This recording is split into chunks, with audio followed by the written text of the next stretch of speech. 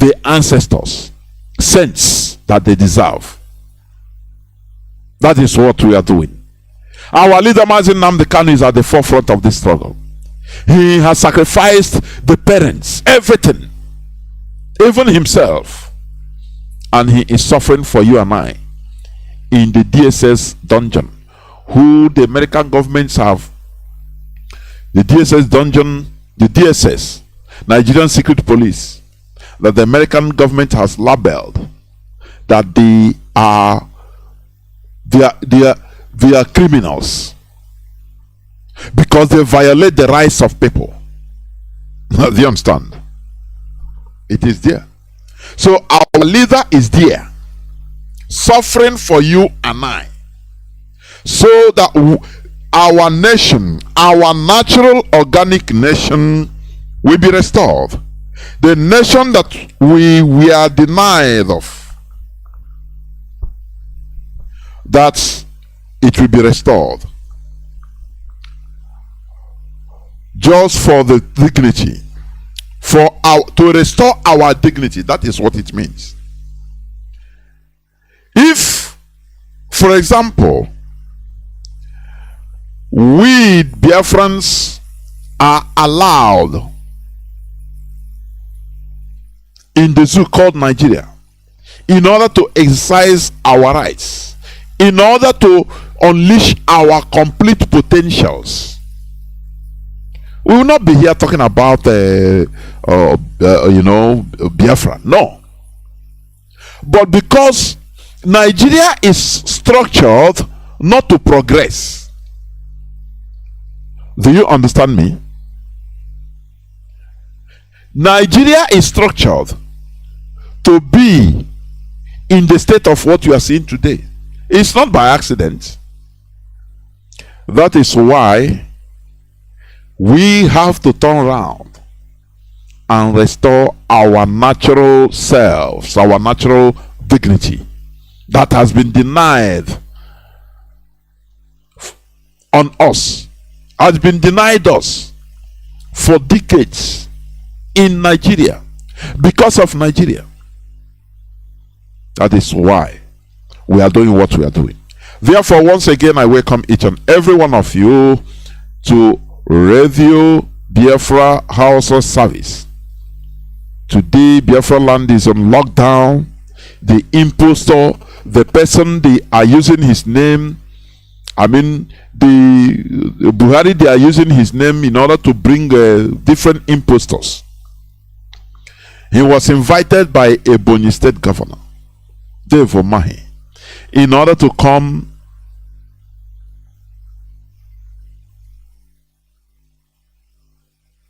to Ebonyi State. But we are the people. The people have shown him that he is not needed. Whoever he is, going on the name of Muhammad Buhari. Muhammad Buhari is dead. What baffles me is the whole, how do I call it? Pronouncements. It's not allegation, it's confirmed the issue. Pronouncements every day by our leader Mazi Johnathan that Buhari is dead and buried in a shallow grave in Saudi Arabia. Shouting it, or even on mainstream media when he was interviewed by Dele Momodu. He reiterated the same. Even any media that comes to him, mainstream media, he reiterated the same thing. But little wonder when charges are pressed against our leader. I was watching to see that maybe this is the first charge, that he is falsely claiming that Buhari is dead. But lo and behold, they didn't bring it as a charge. They wrote other rubbishes and removed this one, because they know that what our leader has been saying is truth, is reality. That is the truth. Nigeria is run on blackmail. Any politician, Nigerian politician, that is disgruntled in one way or the other. How many times they will make a public statement, say, hey, do not push me, otherwise I will reveal who is in Aso Rock. That is what we have been hearing day in, day out from Nigeria politicians, in order to buttress and confirm that what our leader has been saying, that what we continue saying is truth, that Buhari is no more. They are ruling using his name to commit atrocities because they know that he is no more there. So that thing there they call Buhari is expendable. He don't even understand what is going on, because he's not Buhari. He is expendable. So this is their time. People that are ruling Nigeria from the shadows, what they are doing is committing atrocities. After all, Buhari is not there. Do you understand? So do not be mistaken. Buhari is dead since 2017. Every indication showed it. The wife of Buhari, Aisha Buhari, he tried to expose this to Nigerians. He tried to tell Nigerians that Buhari is dead. But lo and behold, she found out that she is talking to zombies. That Nigerians are not a real human being, they are subhumans. That Buhari is dead. But lo and behold, she found out that she is talking to zombies. That Nigerians are not a real human being, they are subhumans. That Buhari is dead. But lo and behold, she found out that she is talking to zombies. That Nigerians are not a real human being, they are subhumans.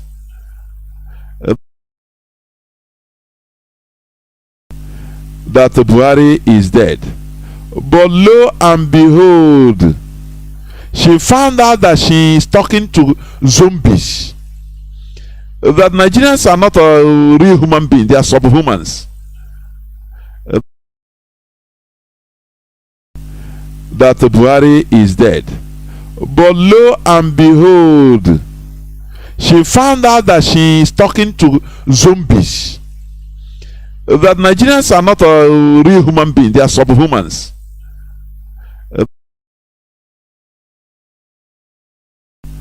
That Buhari is dead. But lo and behold, that is why we are doing what we are doing. Therefore, once again, I welcome each and every one of you to Radio Biafra HAUSA-SERVICE. Today, Biafra land is on lockdown. The impostor, the person they are using his name, I mean, the Buhari, they are using his name in order to bring different impostors. He was invited by a Ebonyi State Governor, Dave Omahi, in order to come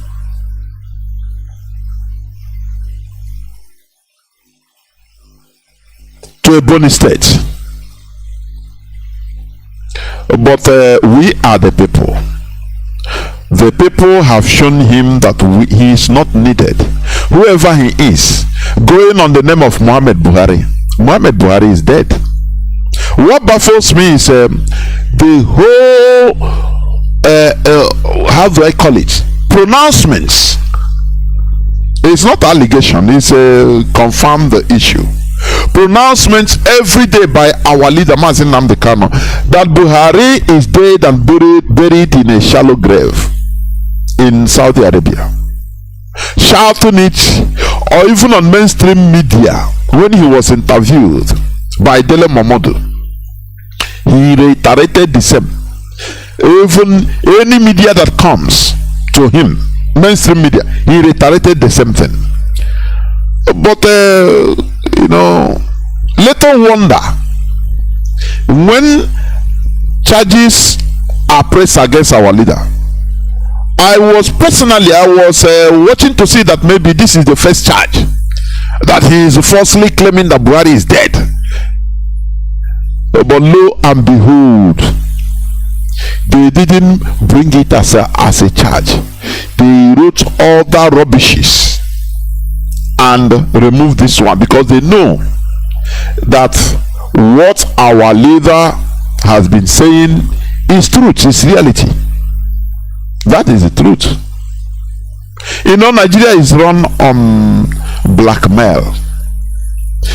Any politician, Nigerian politician, that is disgruntled in one way or the other, how many times they will make a public statement, say, hey, do not push me, otherwise I will reveal who is in Aso Rock.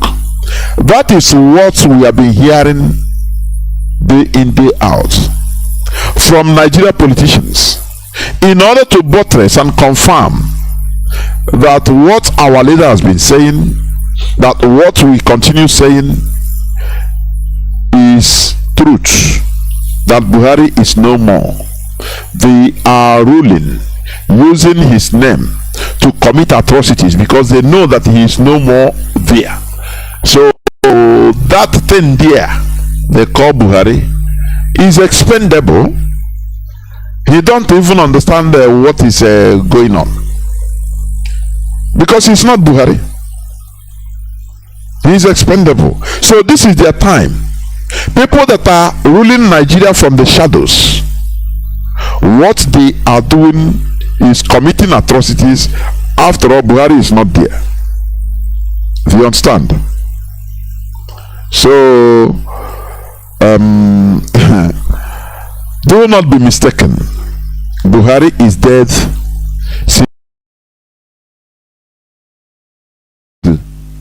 She found out that she is talking to zombies. That Nigerians are not a real human being, they are subhumans. That Buhari is dead. But lo and behold, she found out that she is talking to zombies. That Nigerians are not a real human being, they are subhumans. That Buhari is dead. But lo and behold, she found out that she is talking to zombies. That Nigerians are not a real human being, they are subhumans.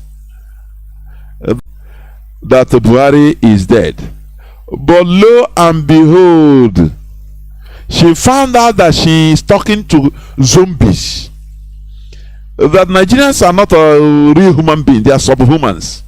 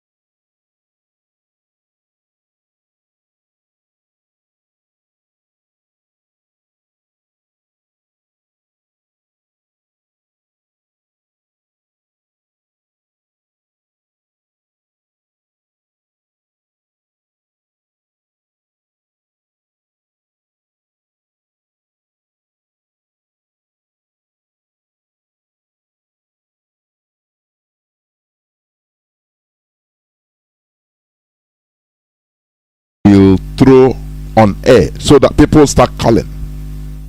But before that time, before I open the lines, I will go on to some headlines, please. Now, before the headlines, let me reiterate on my usual comment. Please stop calling these people the House of Fulani. There is nothing like House of Fulani as a people, as one people.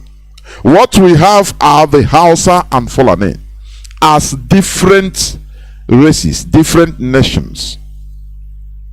The history of the Fulani presence in Hausa land was exposed right from the time of Nnamdi Fodio.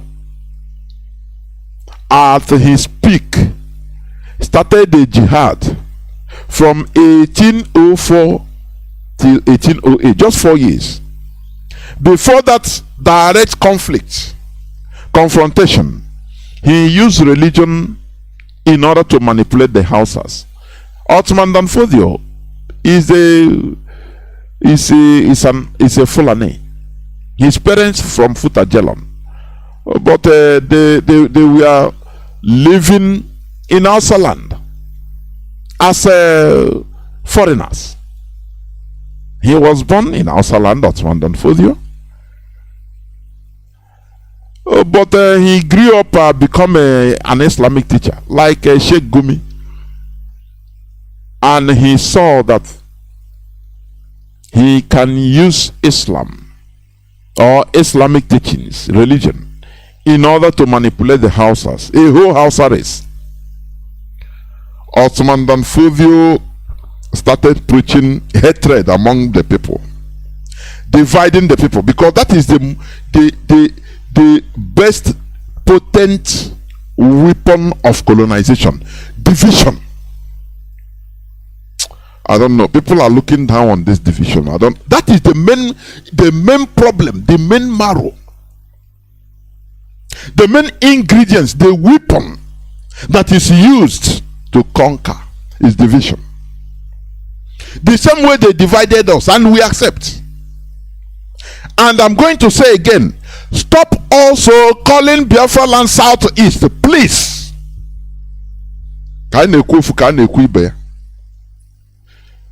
Biafra land Southeast is not the only space for Biafra land. Southeast was created yesterday. We are the eastern part of that zoo. And don't say the eastern region. Stop it, please. There is power in words. Do you understand me? I have been saying this. There is power in words. Subconscious, what I'm witnessing, what I'm seeing now is subconsciously they have pushed us into acceptance, involuntarily. When we mention Biafra land, we say Southeast. Oh, Chineke. If I hear it, Chineke can be. As far as I have voice in this hallowed platform, I will continue shouting. Because of that, beacon. Stop referring to Biafra land. Hey, we the Southeast. No, please. If you cannot call it Biafra, call it the East. And do not ever put Old East. There is nothing like Old East. Have you ever had the Hausa or the Fulani? Because I would say the Fulani because they are the leading figures, political figures in the north. Have you ever had them saying, we the old north? Have you ever had them making public stand, say, we the north central or northeast or northwest? Have you ever had it? Does it mean that they don't have all these regions as you have? Southeast, south, and southwest.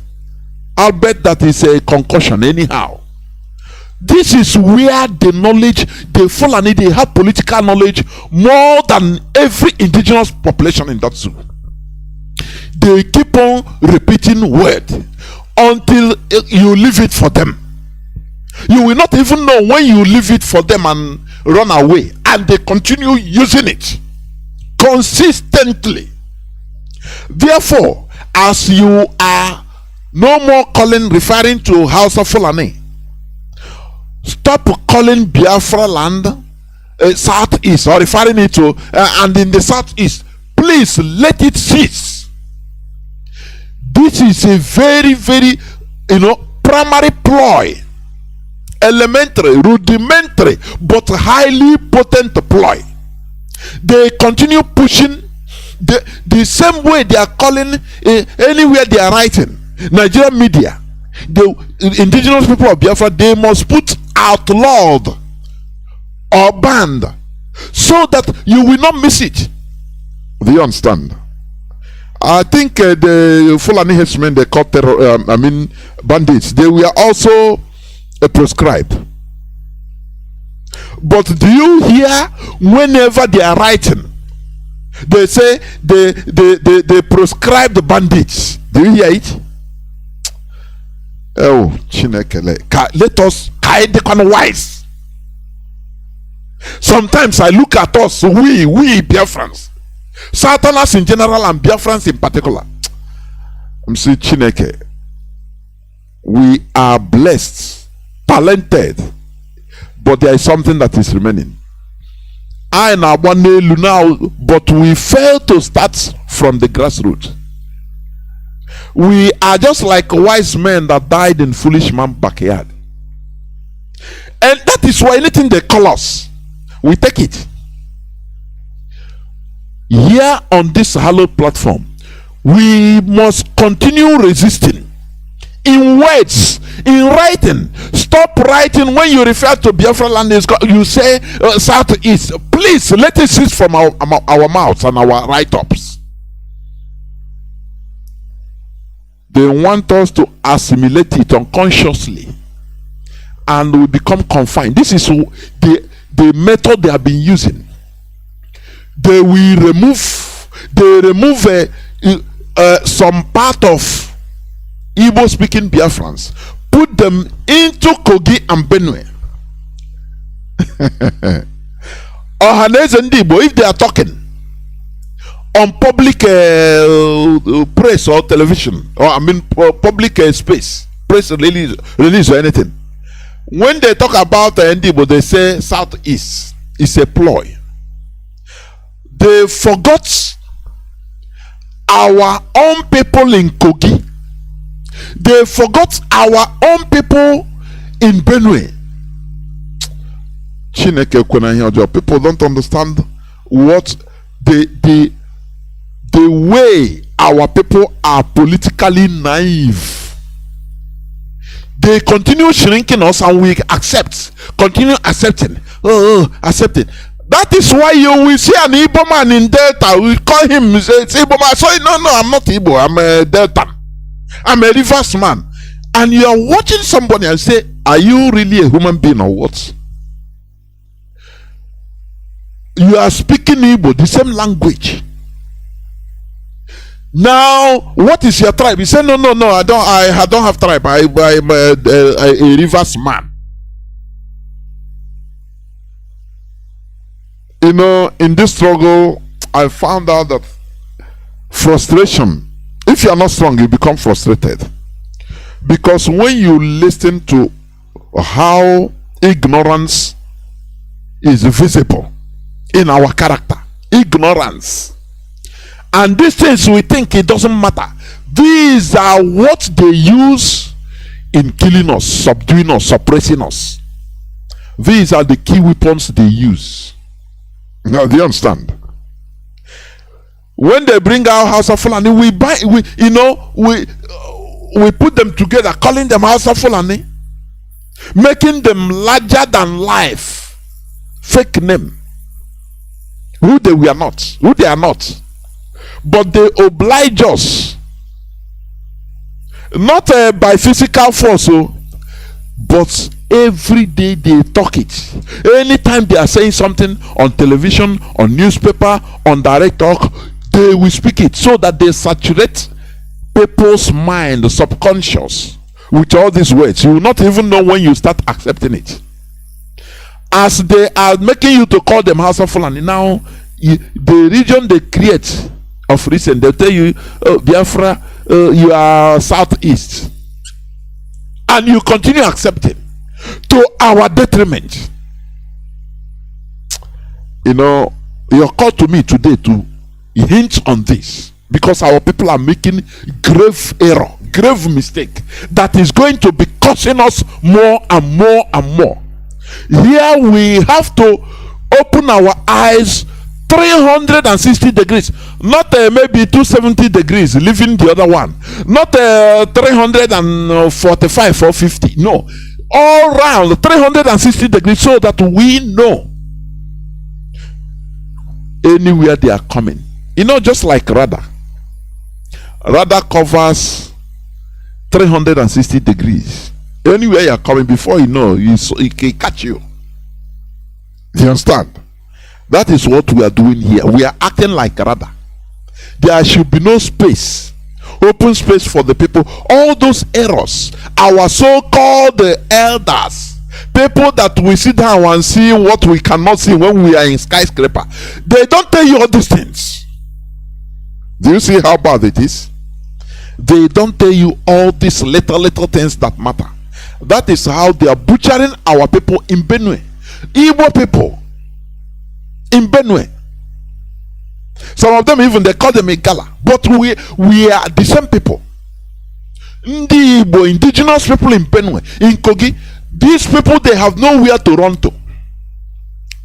They are at the mercy of the caliphate, because the people that should save them, that should speak for them, they say no, we are now southeast. Do you see how evil this thing is? But you will not see a Fulani and ask him, he will tell you, I'm from North Central or Northeast or Northwest. He will tell you, I'm simply a Fulani man. If you probe more and more, he tell you from the north. He cannot specify. Now, people like this and you that is ignorant, accepting the confinement, the shrinking they are giving you, anything they call you, you answer. You, who is wiser? Okay? Let us tell ourselves the truth. Not a boasting or every time empty drum boasting. These people are politically wise. Stop calling them the house of Fulani.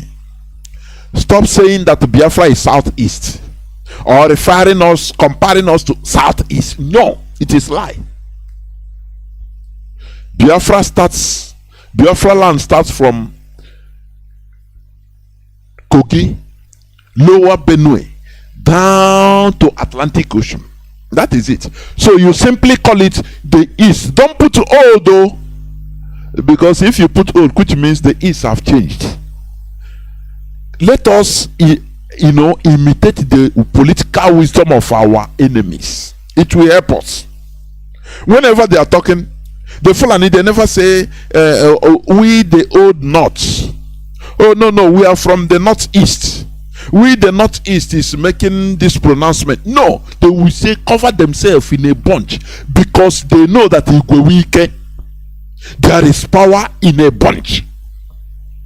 But when we seclude ourselves, always secluding, we are southeast, also go to region. Because when I hear people cry and say, no, what they have done to us, what they did to us, we can also disagree and we not accepting it. We could disagree to accept it, and it becomes a water you are pouring on a stone. But whatever they throw on us, we accept. Because all these things come from bad leadership. We don't have leaders, never. Anything is them that the pronouncement will start coming out from this so-called elders that saw from here to Pluto. What we cannot see in 1,000 years, they are claiming to have seen it now as they are sitting. But these people, they will accept things that are killing our generation, killing us as a people, suppressing us, subjecting us to the caliphate. Say no to this, please. We must continue in what we are doing. Therefore, as I said, I will go into reading into few headlines, please. Few headlines before I open the line, so that people will start calling on our topic. Don't forget also, I'm on Radio Biafra page on Facebook.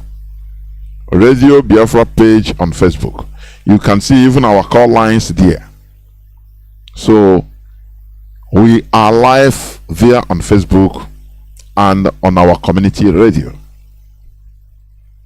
As I said today, the impostor of Buhari is in Benue. In Ebony for a visit. I think 2 days visit. We should continue to show that he is not welcome in our land. You know, when somebody come to your land and come to your house, and upon sighting him, you enter into your house and lock door, he will immediately understand the message. Do you understand? Therefore, stop calling these people the House of Fulani, and do not come out in order to dance,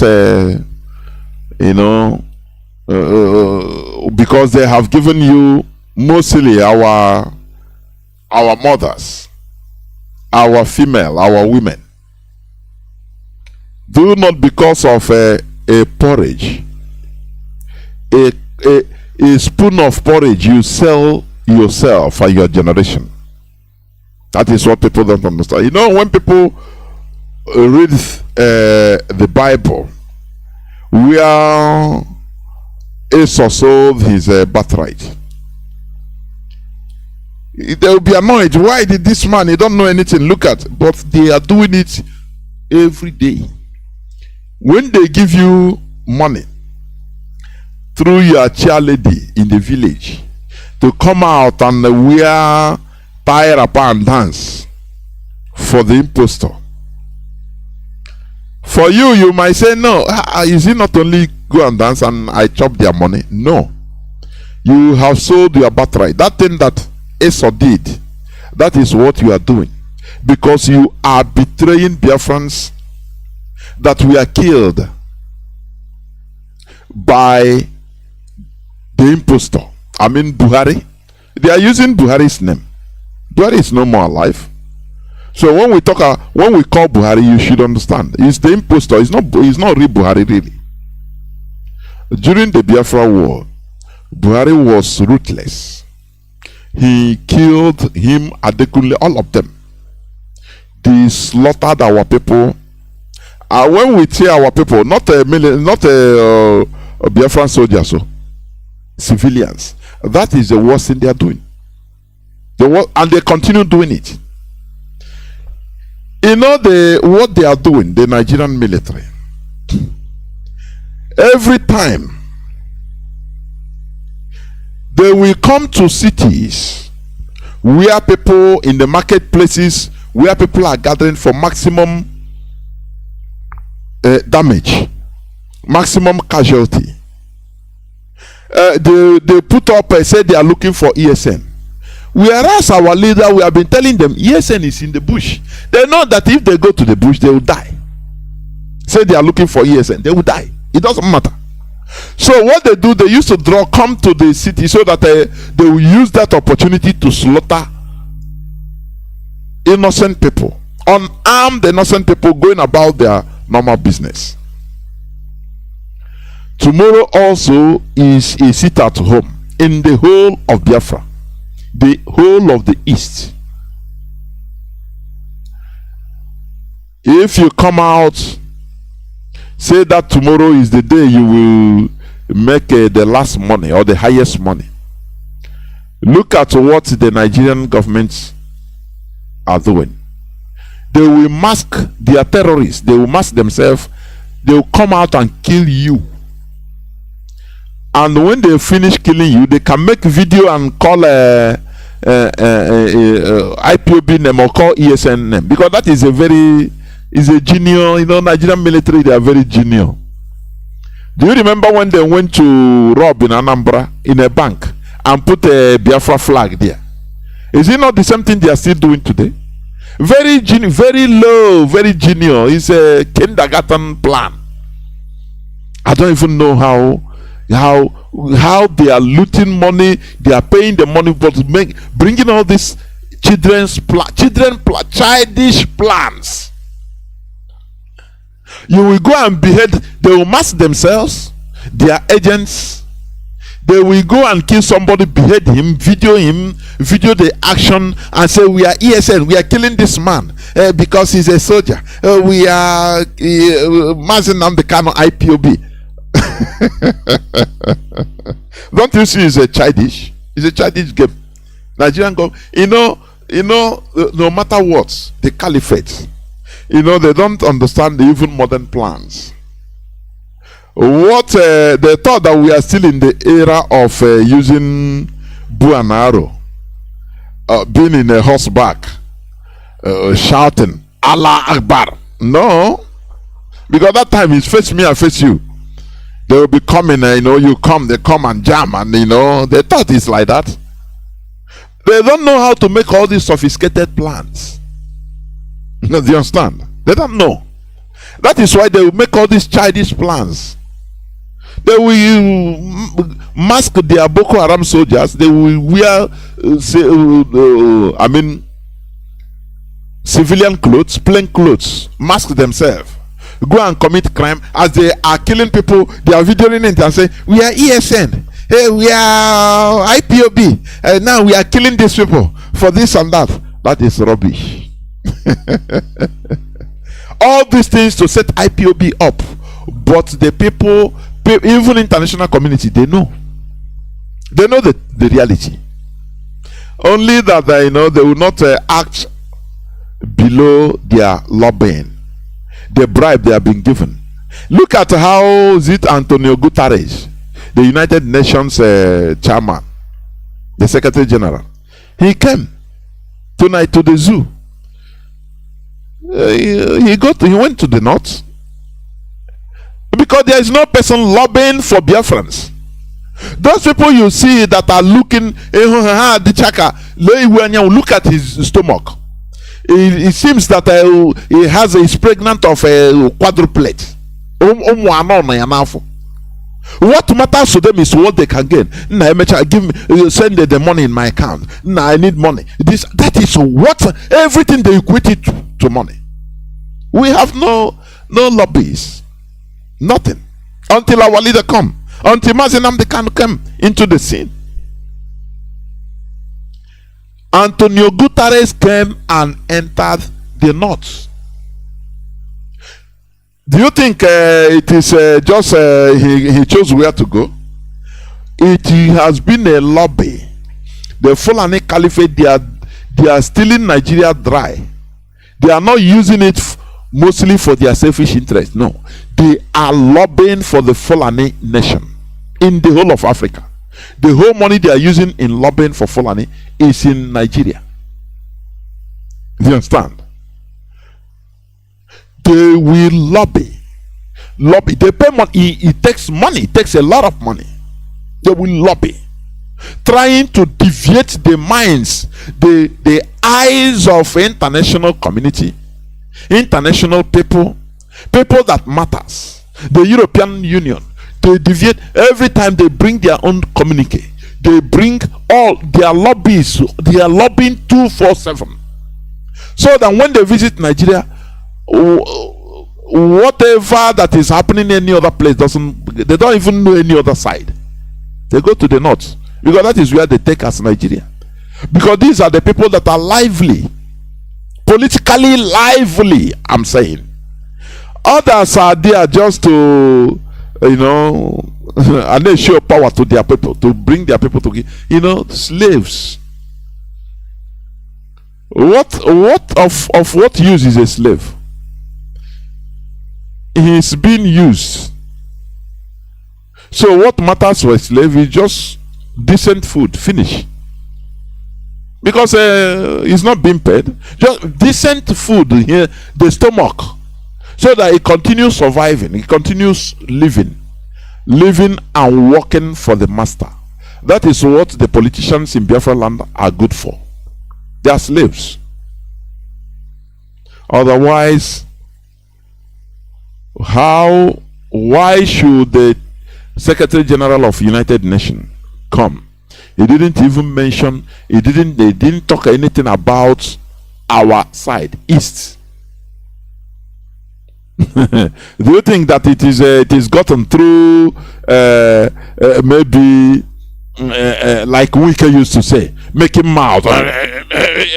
I'm wise. Do you think they got it through that? All these lobbies are diligent to work right from time in every part of the world, in Europe, in America, in Asia. They are lobbying. They have people they pay millions and billions in order to deviate. Every time they are furnishing the same image, the same statements to the people that matters. When you bring your own, they don't even know. No person even brings our case until IPOB came to create awareness of what is happening to us. Nobody cares. All these our so-called politicians, they will tell you, Naga, go forget to Nigeria, go and look for money, and they ends it. All of us, I know, need pushy like zombies, roaming around in a cage. No person cares for us. Everybody is sentenced to go and cater for yourself. Do not care for another person. No, don't ever care for another person. Your brother, no. Just be single, and that single, we find ourselves scattered all over the world. And the people started thinking that in that mindset, that bent, incorrect mindset, people think that our being scattered all over the world is a blessing. Anywhere you go, if you know see Igbo man, Ibalaga, you know that because we didn't travel for holiday or just for excursions. No, we are scavenging all over the world. It is a curse. Do you understand me? It is not something you boast about. No. If, for example, you travel on holiday, you know, at the end of the holiday, you go back to your land, you can boast, no problem. But when you travel in order to scavenge, before you know, you become illegal immigrant and start hiding, doing your paper. Anywhere you go, you hide until you get your paper and you surface. Upon that surfacing, the citizens of that place, or the other races, they can see you sitting in a bus and they rise up near you. A black monkey. So it should be something that will energize us, positive energy, in order to continue what we are doing, because it's a shame. Do you understand? Now let me go into there is this man. Okay, let me start from this. He says Tunde Bakare buys APC's 100 million presidential form. Oh, Kwandi, here we go. How? Tell me now. How did he go come to this extent? Is it not because of the religion he formed, the religious group he formed? That is why I'm telling you. We always say it here that religion is man-made. Now he will deceive have been deceiving his adherents. God told me the same way God told the Osibanjo.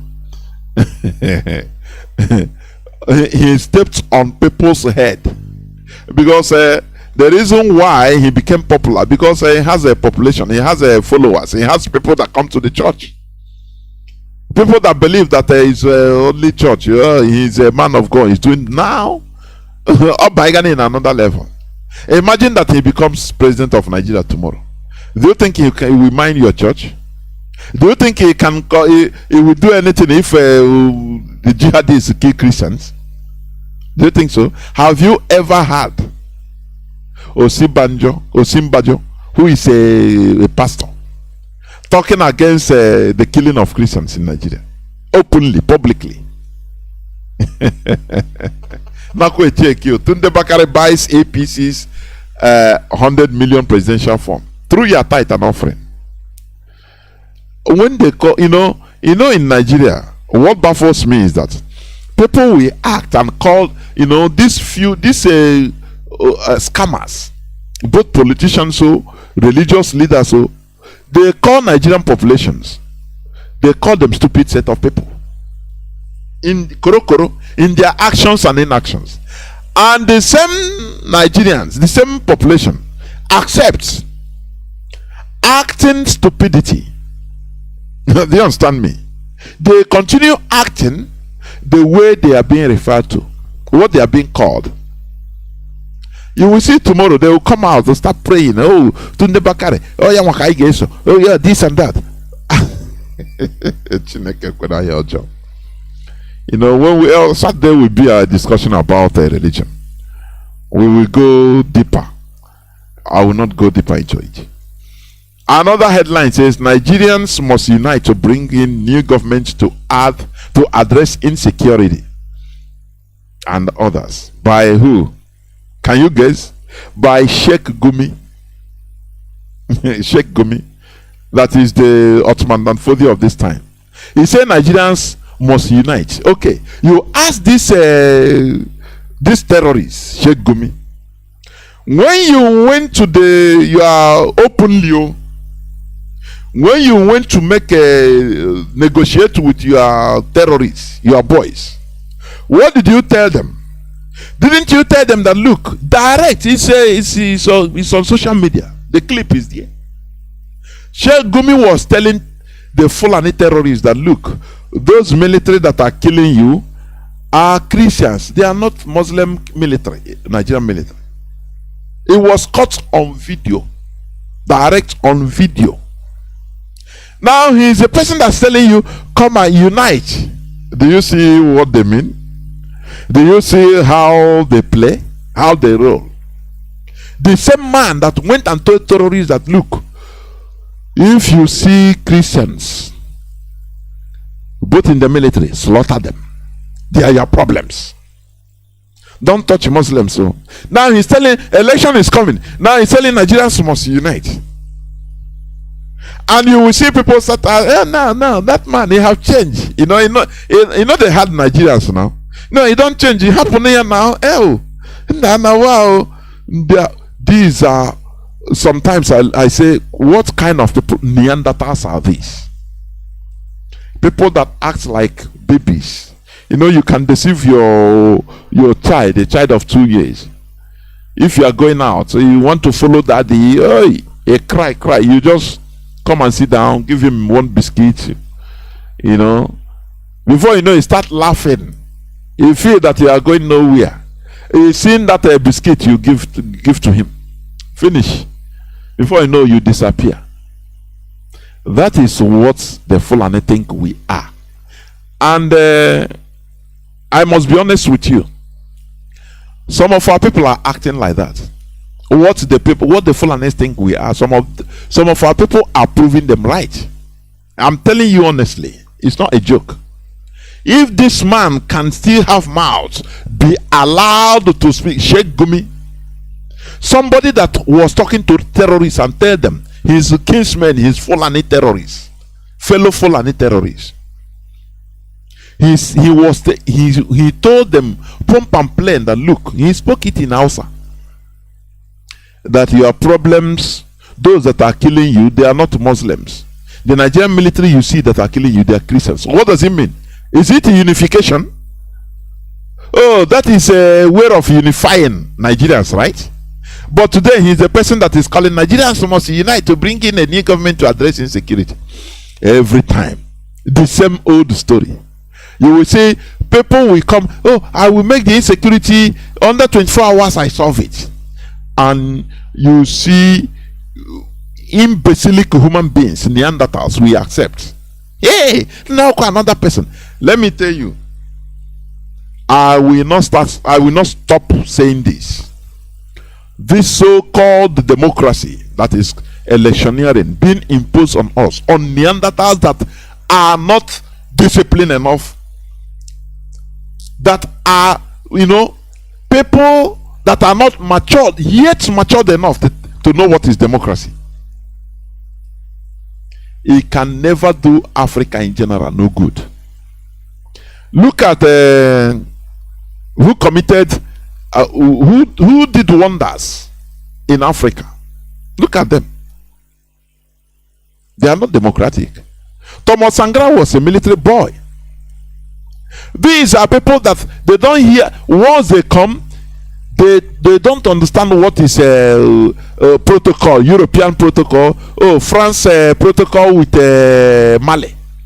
Do you see how Mali, all these how Mali boys, military boys, how they pursued France from Mali?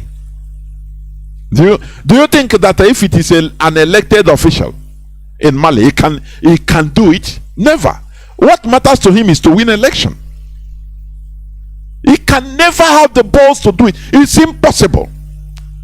That is why I keep on saying that, look, the system of government they push on us Africans are not matured enough. They are not yet disciplined enough to know what is democracy. The Europeans don't tell them that, look, democracy, before we enter democracy as Europeans, many of us, many countries in Europe, before we enter democracy, we were enlightened. People don't understand what is enlightenment. Enlightenment is the key. Once you're enlightened, you become automatically disciplined. You become a person of integrity. You value your integrity more than money, more than anything else.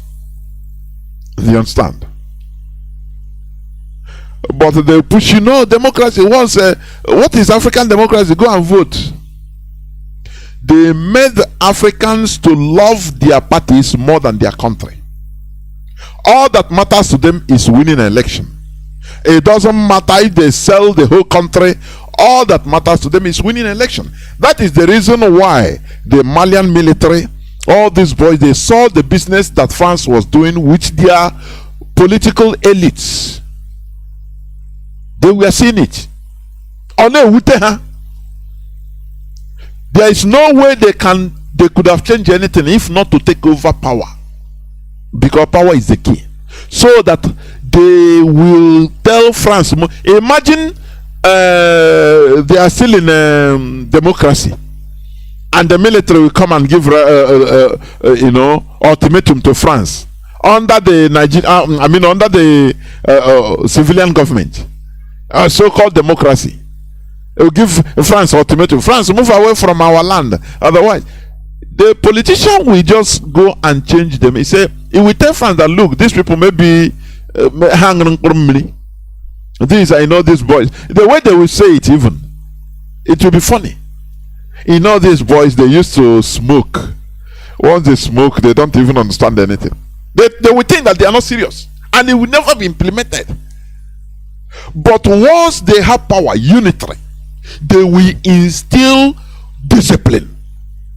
Because without discipline, you can never have genuine democracy. Don't you see what is happening in Nigeria? Election is coming. Electioneering. All they know, all the caliphate know is electioneering. And go to that electioneering, voting. They still vote. They carry ballot boxes. One brother called the other day saying he was a political thug.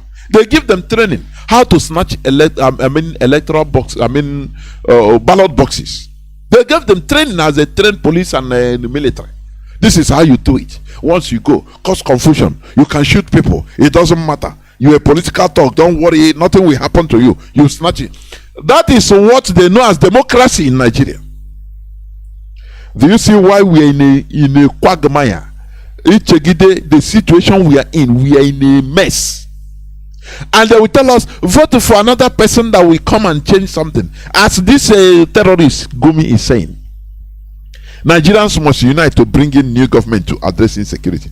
But when he was telling his terrorist brothers that you should kill Christian soldiers once you see them, don't pity them. He never think of uniting Nigerians to unite, Abi. That time he was thinking of only his Islam brothers or Muslim brothers. Do you see how they roll? Are you seeing it? Nigerians must unite to bring in new government to address insecurity. I saw a photo of Boko Haram praying in this their festival openly. They were mocking the Nigerian government. They say, we are in control of all these places. You cannot do anything. They have swaths of land they are controlling. So they are praying openly. Nigerian military cannot see them. Do you see it? What the Nigerian military is able quickly to bring out press release. Oh, IPOB killed and beheaded 2 military couples. How they know it's IPOB is something that you cannot understand. No proof. Do you see the same way when people were killed in a church in Oka? I think in Oka, in Anambra, yes, a few years back, during the time of Ubiano. Under 1 hour, you have come and said, no, I know it's people that have a drug business.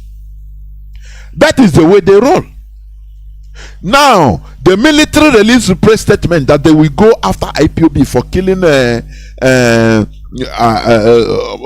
their military personnel. This is what I said before.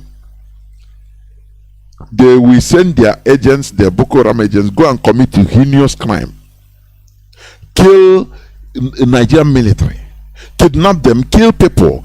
Now we are here, we are the government. That is what the Fulani knows how to do. We are the government. What we say is what people believe. Go and commit it. Immediately we will pin it to IPOB. It's IPOB that did it. I say this is a very kindergarten plan. Kindergarten, is so junior. How many times have they brought out the Nigerian military release press release? How many times concerning the killing of military or police by Fulani headsmen? In as much as all this thing is not IPOB. It didn't concern IPOB. It's their setup. But how many times have you ever had the Nigerian military coming out to talk tough, speak tough against the Fulani headsmen, the terrorists that are killing the Nigerian military, slaughtering them? Boko Haram. No. They don't. No. That is they don't talk it. All that matters to them is IPOB. IPOB did it. This is rubbish. Nothing will stop us from what we are. If they want, let them tell their Boko Haram, mask themselves as unknown gunmen and kill their own men in the guise with the intention of implicating IPOB. We don't care. Had it been we are caring for all this, we wouldn't have reached this extent where we are today. You understand? So it doesn't matter what they do. So Sheikh Gumi saying that Nigerians must unite to bring in new government to address insecurity. People that know him should ask him, Oga, when you were talking to Fulani terrorists you were negotiating with, you told them that those that are killing you, those that are shooting at you and killing you, are the Christians in the Nigerian army. So if you see them, kill them, but don't touch Muslims. Are you uniting Nigerians that time? Nigerians, they don't know, they don't ask questions. They absorb and accept everything. They don't ask questions. That is why these people have the audacity to do what they are doing. Had it been a journalist, a Nigerian journalist, called this Sheikh Gumi and brought out this point to him, and even played the clip for him and say, we heard you. It was on record, on video, not even photo. Video, we heard your voice, we see your photo, your picture, your video, talking with terrorists, posing with them, telling them, admonishing them that they should stop killing Muslims. That those that are killing them, that used to shoot on them, are Christians in the Nigerian army. Oga, were you uniting Nigerians that time? Do you see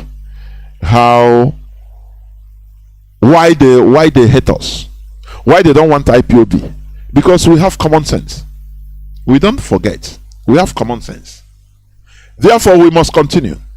Another headline says, Nigeria Attorney General Malami shares exotic cars worth over $20 million to party delegates. You know, electioneering, all the care is here.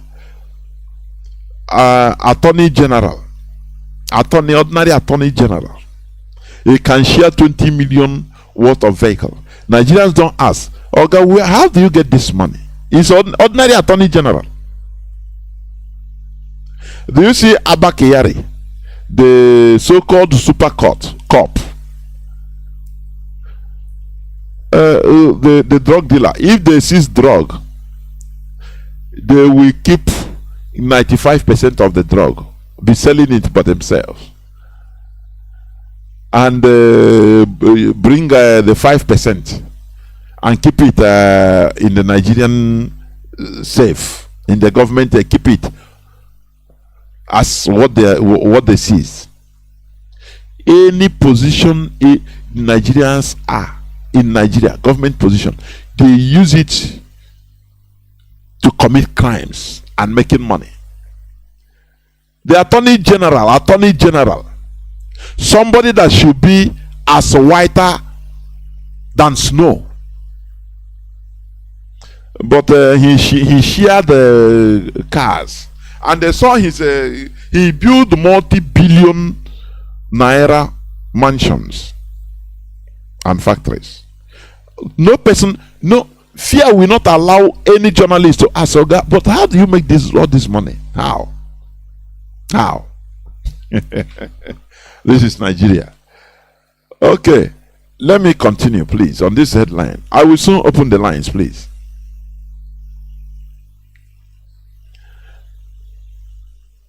I say, I'm the herdsman, attack your community, kill farmer. All these things will not stop, because the Fulani, they don't stop until you jam them iron to iron. That is the thing. If you are coming and you are doing a peacemaker, oh, you make peace, let us make peace, they will overrun you, overshadow you, everything, and take everything. That is how conquerors do. They don't have mind of no conscience. Look at Europeans, the way they conquered Africa and other places. Do you think that they care? They care for life. They cared for life. They didn't care. Look at in America, the indigenous people of America, some tribes are gone, wiped off, no single person remaining. Today, are they not living? Are the conquerors not living? Are they not the people down that are telling you how to behave, how to have human rights? Oh, no, we're teaching you to be good. But what they did to indigenous people, they will not talk about it. That is how the world rolls. This world is a world of exploitation. I've been saying it. I don't know whether people understand me. Maybe. Because Biafrans have common sense. It's a world of exploitation. Others will exploit you and nothing will happen. Before you know, your race will be gone and gone forever. It will become irreversible. Do you understand? Look at conquerors. Look at how Britain removed indigenous population in one island, Pacific island called, is it Chapagos. They didn't have any pity. No single pity. They didn't consider them as human beings. They deported them to another very far island from their place, from where their ancestors born them. From the place of their ancestors. They deported all the people to Mauritius Island. Just dumped them there. Not that they gave them somewhere to stay on. The ship will just land and they will pursue them like goats. You know, goats. So yeah, go down. Once they go down, the ship will move. People, they will be saying, They say some people continue waiting in that place, thinking that the ship will, maybe they don't understand what is happening. And Britain and America used their island to conduct a series of experiments, including nuclear strike, nuclear weapon, when they were developing nuclear weapon testing. So, is it not the same people that are telling us today the moral standard?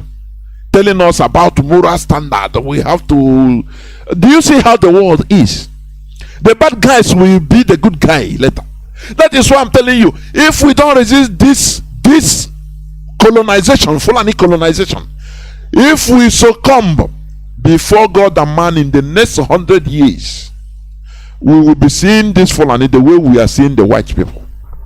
The way we see Europeans. Oh, they are good people. How can they engage you? Because by that time the Fulanis must have changed our nomenclature as a people. Now we start seeing them as a superior people that are very good. But that time, the generations that time will never understand what they committed. In this world is a world of exploitation. Once you can get away with it, do it. That is what happened. When you study history, you know, many of the time you become annoyed. I'm telling you honestly. You become annoyed. Say, people that committed all these heinous atrocities, they are the people now coming to tell you moral standard. In order to be good, you have to wear human rights. But when they were gathering all these things as demons, killing people, they don't care. They didn't care. So, as it is happening in our time now, and our eyes are open, we should continue resisting them. Armed herdsmen attack your community, kill a farmer. That's how they continue. It is famous headers clash. You understand? Okay, there is another one. It says God won't forgive you if we all die in poverty. Ex-Biafran war veterans tell Buhari government. I saw this. I thought our Biafran soldiers, ex-Biafran veterans. But when I read the body, I come to understand that those are the people that fought on the Nigerian side. Do you see how Nigeria is? The caliphate. They will use you, they will dump you, and you will die. Do you know that they say that since 44 years ago that they retired them, they never paid them dime, any of their gratuity. They never paid them. Those that went to fight, fighting for Nigeria, fighting. That is why I call Nigerians, they are the most imbecilic set of human beings. Fighting, you are fighting for Nigeria. You come back in shame. These people are saying, we won't forgive you if we all die in poverty. Ex-Biafran war veterans tell Buhari government. These are Nigerian soldiers at that time that came to kill us. Now, after they are being retired, nothing. Do you see why in Nigeria, anybody that lays his hand on anything and government, he becomes his own avenue of looting and stealing? Because he knew that if he's serious, that if he's honest, that nothing for him. Nigeria is no man's business. So steal and take as much as you can as of that time. Otherwise, you lose and lose all. That is it. Another headline says, Ohaneze youths deny endorsing Tinubu, says either Igbo presidency or Southeast separation. Look at Ndiara. So You know, I used to play this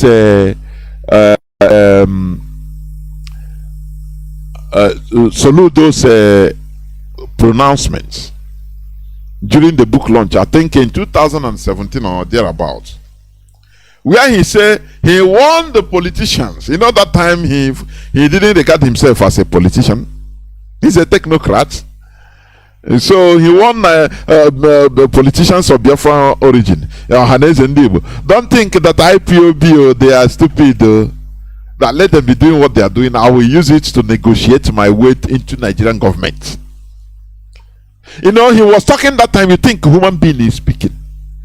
I don't know. They will see the truth. They will talk. You think there is a human being talking to you. After they will go back to eat their vomit and dabble into the same thing, doing the same thing. Now he thought that he will use a IPOB to gain to gain everything he wants to gain. Himself that said. So this Ohanes Ndibo, they thought that we are stupid. He said it is either Igbo presidency or Southeast separation from Nigeria. So they think that I will be suffering, dying, only to come for Igbo we are looking for Igbo presidency just to have a sense of belonging. You know, I saw one, what is the name of that? He's a Fulani man also. I was watching what he was saying. He's a presidential candidate also. If I become a president, you know, you have to give every people sense of belonging. You Southeast, you have to put them in your government to have that sense of belonging. And I started thinking about sense of that phrase, sense of belonging. I say, Nnamdi I will know here. You know, sense of belonging is kind of fake sense, just to make you to, you know, believe that you belong, whereas in reality you don't belong. It's just a deception. This thing they call just make a Igbo presidency so that there will be sense of belonging, so that after at least we will breathe down and say, okay, at least we have been president, so any other thing we are suffering, no problem. At least we have that sense of belonging. We shouldn't have sense of belonging. We should be the people, not having sense of belonging. No, we should be the people that others even are having a sense of belonging to belong to. We should be the people. If they are telling you, so that you can have sense of belonging, tell them it's a deceptive phrase. It's deception. When you do it, it's not true, but it's not the reality. But just keep them, even if it's a figurehead, Igbo man to be there. Now it will give once Igbo people, they will look at him. They say, okay, anyway, it's our brother there, no problem. Any injustice, no problem. They will be enduring it. Saying after all, it's our brother there. That is deception. It's a fake, deceptive phrase, making you to have sense of belonging. So this Ohanes Ndibo youth, Kama I don't know, that come from is it Jupiter? Let it deal with these people, honestly. Because they think that we are dying just to have Igbo presidency. Who is all this? Who are they? Who are they? It is either Biafra or Biafra. There is no other option. You know, some people used to say it is either Biafra or nothing. I say no. Nothing is. Don't put that nothing. It is either Biafra or Biafra. If you say or, I say or Biafra again. Or Biafra till infinity. We have no other option. No, you can say nothing. No, nothing. Nothing is another option. But it's either Biafra or Biafra. So people should not, look down on our resolve. We are here in order to restore our lost dignity. That is Biafra. A bomb blast at oil facility in Imo kills 2. These are sabotage. They are sabotaging our land to make it be bleeding. Even the oil, I mean, the blast that killed hundreds and hundreds of people the other time, last two weeks like that, in Ebema. I believe personally that this might be a bomb thrown from an unknown drone or aircraft.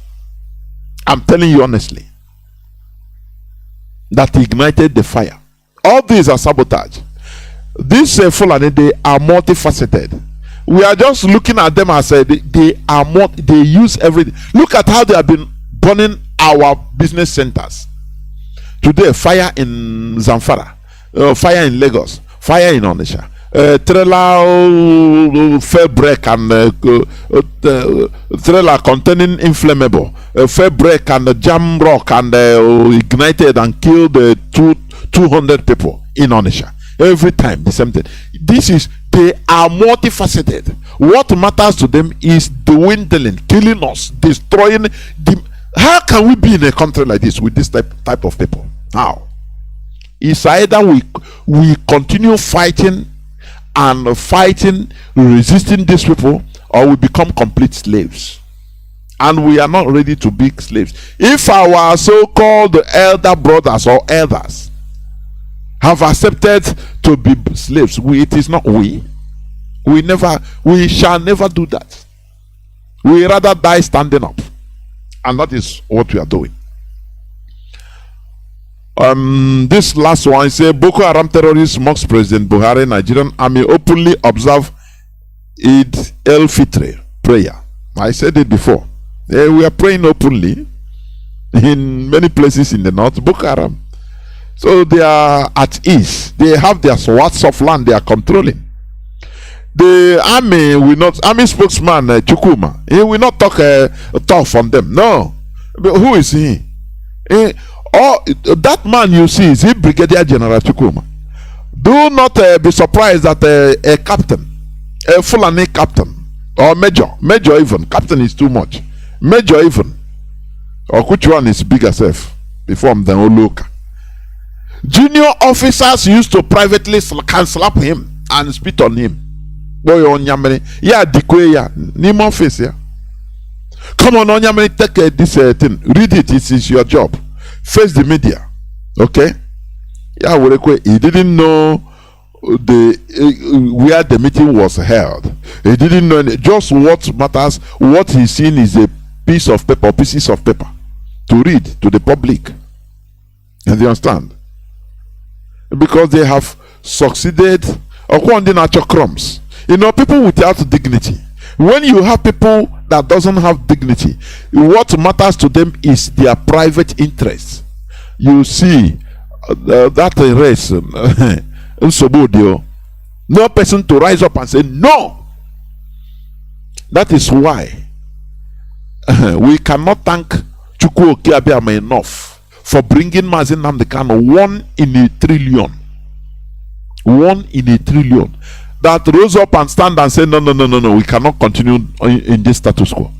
How do you think that Biafrans love him? Even other indigenous people in Nigeria, they love Mazi Nnamdi Kanu. I'm telling you honestly. Because no person has done this. Standing up to the caliphate and telling them things in their face. You think it's easy? When you look at all these our fellow brothers and sisters, Igbo Biafrans or Job Biafrans working in the Nigerian military, in the Nigerian establishment, pity them. What they are seeing is they are seeing things that sometimes in their privacies they will be crying only themselves. If they are in their offices, they will be crying, shedding tears. If somebody wants to enter, they will clean it up. And now Brigadier General, you don't know that they are seeing hell. They are in a quagmire because they have to end their life. They will think if they will just kill me. So this Chukwuma, what is the name of the spokesperson, the military spokesperson? He will not come and make press release about Boko Haram praying in swaths of land, not only one place, many places openly. They will not come and talk tough. For you to understand that what the Fulani plan for Nigeria is total conquest. But we Biafrans in swaths of land, not only one place, many places openly. They will not come and talk tough. For you to understand that what the Fulani plan for Nigeria is total conquest. But we Biafrans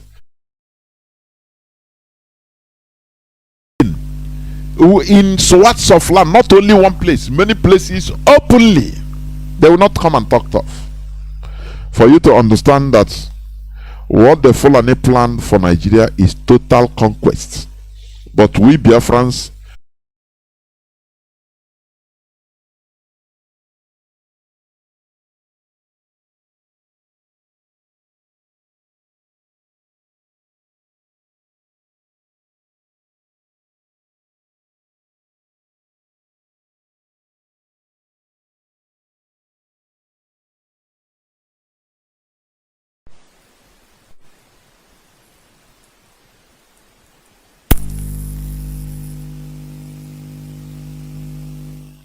what is happening, but we must continue. Honestly, we must continue. So, as I was saying, what the Fulani planned is total conquest. But we must continue resisting them. When they see us, they jam rock, honestly speaking. They will never overrun us. It is impossible. They look at the Jews.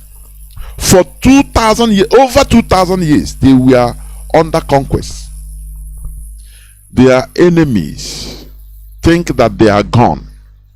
But today they are one of the most powerful countries in the whole world. I don't know whether you understand what I mean. The caliphate, it is miscalculation as they are looking down on us, as they say that Nigeria, everybody everywhere in Nigeria belongs to them. We Biafrans, we don't negotiate, honestly speaking. We don't negotiate. We continue. We must resist them and resist them until we get our total independence. It doesn't matter how they lobby. It doesn't matter what they do. It doesn't matter their intimidations. It doesn't matter anything. We are going. You understand? So now, as I said, I will open my alliance in this interactive session because I've spoken enough on these headlines. The topic of our discussions today will be, or is, what have you gained from the Nigerian politics or electioneering? You call and tell us what you have gained. What is your gain in this electioneering? Politics is coming. What have you gained? Is there any benefit? The reason is that the hype on the 2023 election fever is ongoing, with the same evil, wicked criminals known as politicians popping up everywhere. Tunde Bakare, this one, even these people, you know. Let me play this, please. Let me play Wike's turn around, please. Let me play. I'm coming. Listen to Wike in 2020. Because when we push you, we put you where we show you where to fall. Listen to Wike 2020. One of the most popular questions. He was interviewed at that time by Dele Momodu. Do you understand? So listen to him. One of the most popular questions here. Yes. Is that you are Igbo and that you are denying that you are not Igbo. Are you Igbo or I'm not. Cannot. Listen. You see, people must understand things. We were in the Eastern region. Nobody can deny that fact. We're in the Eastern region. People interpret my name as Wike. They don't understand the history of Wike. In my play, Wike means a newborn baby. Are you listening? See, Wike is a new baby. Right? They said Wike is a strong person or whatever. That's not my point. Okay, I shouldn't. I'm an Igbo. I shouldn't have an Igbo, as they said. So I should allow criminals in Igbo land to kill security agencies. I shouldn't that. No, they don't want. No, sir. They don't want you to deny your Igbohood. They said, for example, your first name Ezewo is an Igbo name. No, you see, that's why. One listening. Okay, I'll stop it there. This was 2020 when he was when Wike was promised to be running candidate, or how do you call it, to be running as a vice to Tambuwal. So they told him, we heard that you are supporting IPOB. He said no. They say, this thing will just destroy you. Say you are Igbo man. That is what they say. You know, as you being an Igbo man, you are naturally supporting IPOB. He said no. Who says so? He said, okay, before you spoil I will pick another person. No, go and make public a pronouncement and know what you do about it. Show us. You know, the Fulani, they know how to use their brains. Ndiara.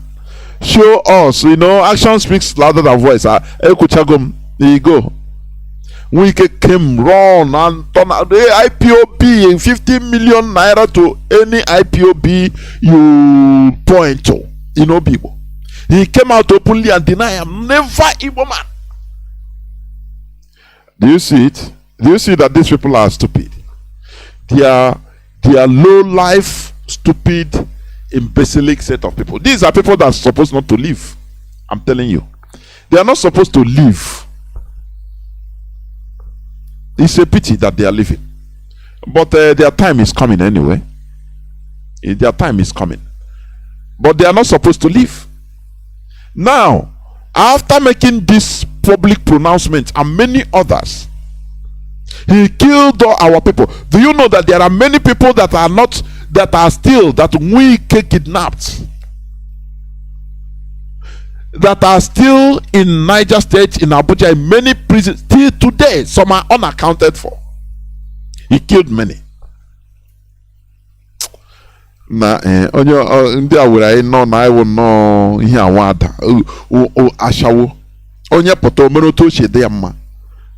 Sometimes I don't believe, because sometimes our people are giving them this, you know, giving them this type of leeway to act against us. He's still in a bony state. He's still some people that will come out to clap for the impostor called Buhari. Isn't it? That is why they take us as we are nothing. But IPOB Ebuliwa Yelu, we are something. Now listen to his another pronouncement, public pronouncements of recent few days back. Listen. Quickly, I'd like to ask you two questions. First and foremost, are the reactions that you're getting on the issue of IPOB and your stance on IPOB, are they threats to you? Yeah. Why would they be a threat to me? Let me tell you, it is because of the division in this country today. We have never had this kind of country being divided this way, and that's why I see all this kind of agitation. You know, what pains me is people take politics to think that, oh, I want to use opportunity to fight this person. I want to ask everybody. Do you see how these are demons? As Father Loma said, these are the demons you are seeing. Stop worrying spiritual demons you don't see, saying you are casting them. Only one in my side, honestly, because these are the demons we are, the real demons. These people talking from both sides of their mouths. Now he thought that we are stupid. Nnamdi, I know how to twist them now, twist their brain. He thought that he can twist our brains the way Ottoman Namfodio twisted the brains of the Hausas. Somebody that killed us to the extent that are naturally our people, like a fake game, like animals. And he's happy making statements. I will kill all of you. I will kill all of you. I will do this. I will do that. And he was doing it, killing our people. Today he said, why will IPOB? Why? He didn't answer that question. No. Why would they be a threat to me now? You know, we are one people now. One. Continue listening, please. There is a place he said something. And the day I will play it, Nigerians will be shocked. There came a time people was singing praises of wicked. This Nnamdi, Kanu, whoever, singing praise about wicked.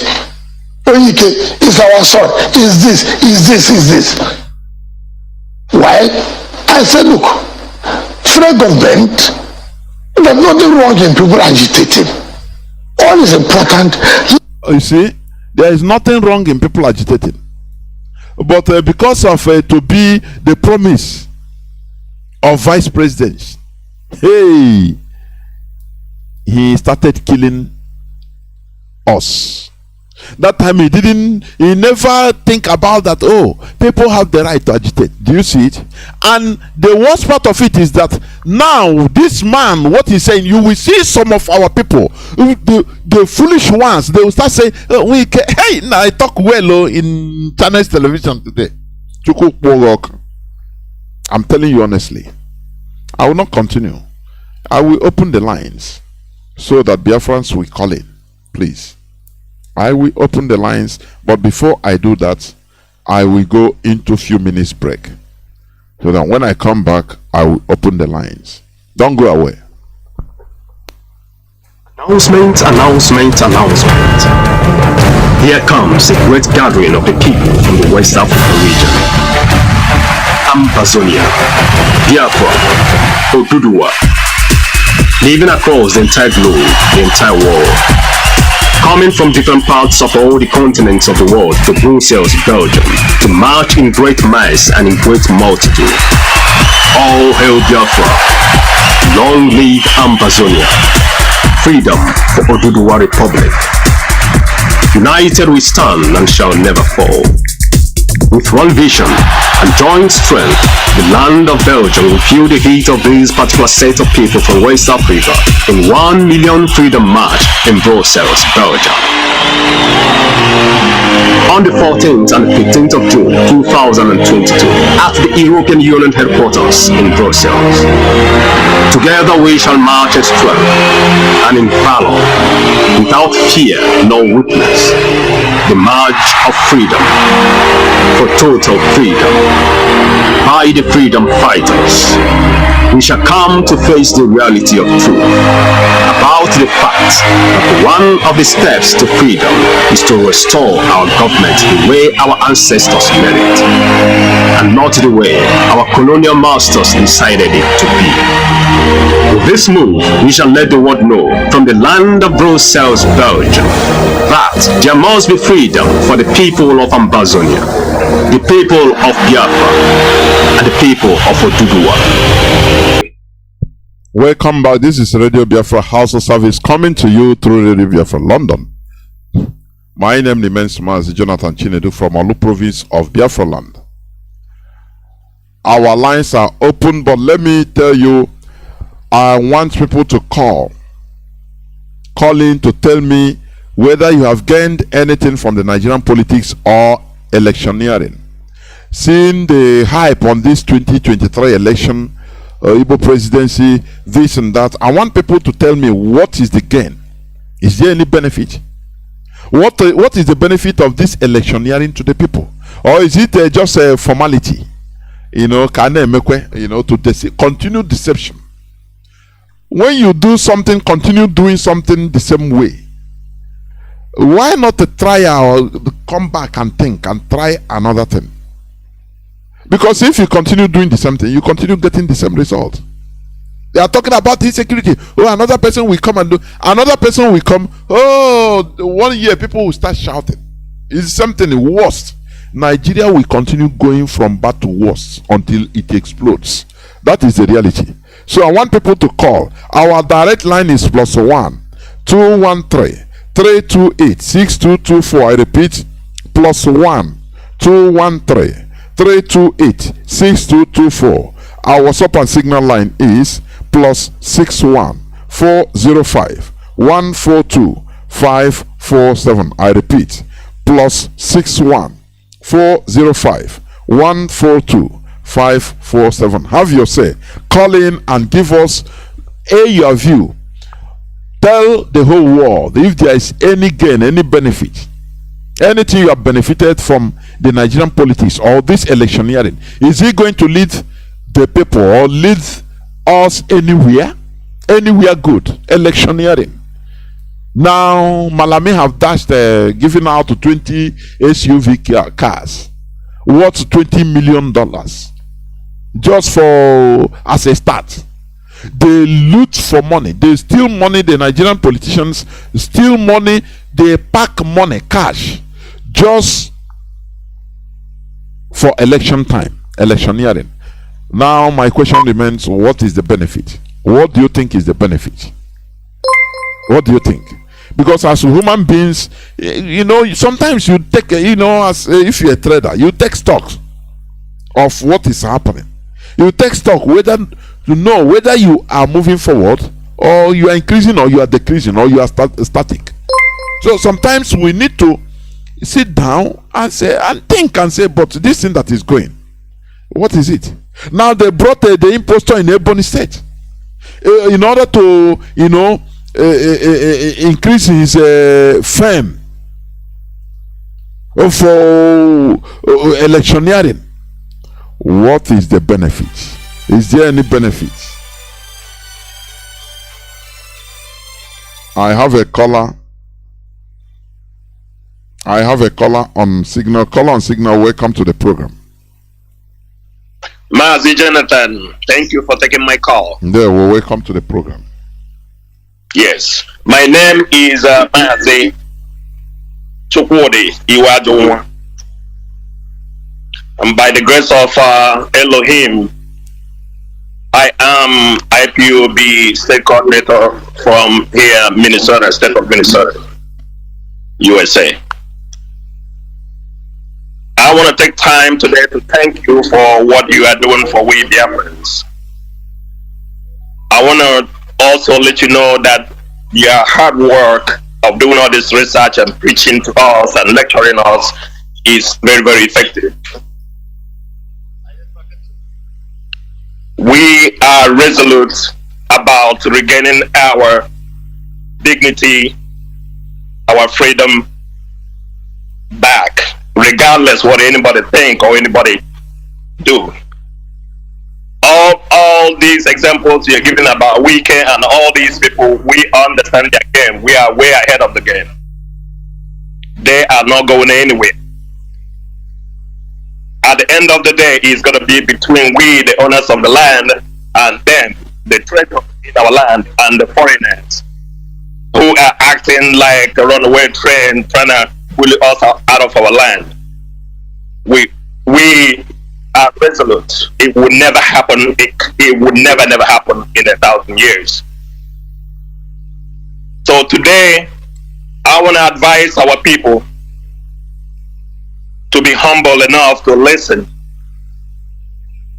to learn, to have wisdom, to understand what is happening, what is playing out in Nigerian politics. We understand their game. The caliphate is already there. They have taken all the money. They have taken everything from us. And they have already established their caliphate, West African caliphate, with all our resources, and they still want to hold us down. It is not going to happen. Today, I want to honor our leader, Mazi Nnamdi, who is the sacrificial lamb who threw himself on the runaway train to protect his people. He is in the dungeon, but as I always say, he is a free man because he is a godly man. Wherever he is a free man. He knows he has a lot of support, millions of people who believe in his teaching. So let us all remain resolute. Let us support each other. Let us believe in that very structure that he had laid down before he went in. The DOS has a template. They have the blueprint. Please support DOS. If we all support DOS and believe in DOS, when our leader comes out and he blames us for supporting and following them, then we will say we apologize to him. But for now, the DOS is the only body he told us that we could rely on in hours like this. So I am appealing to people all over the world who believe in his teaching. Support ESN. Come to Belgium. We're going to make our case. And if they don't understand us and believe in what we are saying, then we will tell them we will defend ourselves.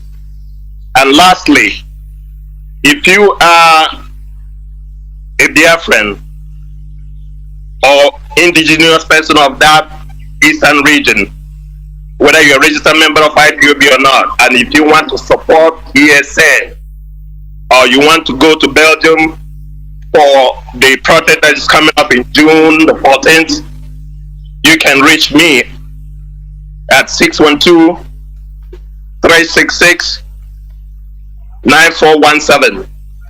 That is IPOB Minnesota number. If you want to support what our leader is doing and what we are doing, please give me a call. I'm glad to take your call to tell you how you can support us. That's all I have. Mazi Johnathan, I want to tell you this. We have reached a critical mass of people that believe in the teachings of our leader, and we will defend his ideology and his ideals with the last man standing. Thank you very much for what you're doing for Biafrans. There, Mazi, thank you very much, and remain blessed. We must continue. Thank you. I have a caller waiting on WhatsApp. Caller on WhatsApp, can you hear me? Yeah, I can hear you, Mazi Johnathan. May bless you. And you too. Yeah, Mazi Johnathan, my name is Stefani. I'm calling from United States of America. Mazi, I say, may Chukwu Kiabiyama continue to bless our leader wherever he is. Continue to protect him. Continue to energize him. Our leader will lead us to the end of this tunnel. We shall see light. In the name of Chukwu Kiabiyama, I pray. Mazi, coming to what you asked, but benefited from this Nigeria whatever election or whatever. No, we don't benefit anything. Rather, the politicians are they have benefited. They want to be called His Excellency, the senator, whatever they wanted to be called. They have benefited in every elections they wanted to benefit from. Now, when you see, I saw where the Okwadiki Buku, Ezife and his members, his colleagues, let me call them his colleagues, saying that if they don't give them 2023 Igbo presidency, that they will do this or do that. They don't care about what the others are suffering from. They care about themselves. They care about the title they will get from that Nigerian election or electioneering, whatever they call it. That is what they care for. And again, what I wanted to say is this. You said Malami bought about 20 SUV cars. SUVs worth $20 million. I thought it's 200. I thought it's 200. I'm saying that it's more than 20. It's more than 20. I asked that question when I saw the news. I asked that question. That man, where did he get money to bought all those cars?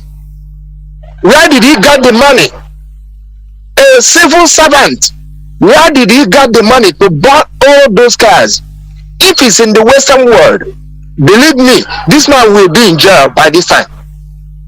This time will be in jail because he will give account where he get that money to buy how many SUV cars. Give out. And upon that, you don't think about those people. The terrorists are killing on their side. He don't care about it. What he cares about election to become the next governor. And the terrorists are menaced, killing people in their side. I could remember this man that did have a business with Atiku Abubakar, one senator here in America. The man is still in jail. He's in jail, yes. Yes, the man is still in jail. The man is from Louisiana. The man is still in jail. Only that he had the business with Atiku Abubakar. He's in jail. A certain senator. Then he's serving a civil servant like Malami. But how many cars giving out? From where he got the money? Mazi Johnathan. Thank you. There were. You know, the funniest part of it is this, or the most annoying part of it. No, it's because it's not funny. The most annoying part of it is that the population, Nigerians took it, they think that is normal. It's a normal thing.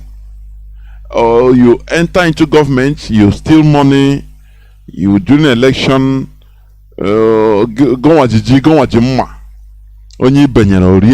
Nigerians think that it is a normal thing.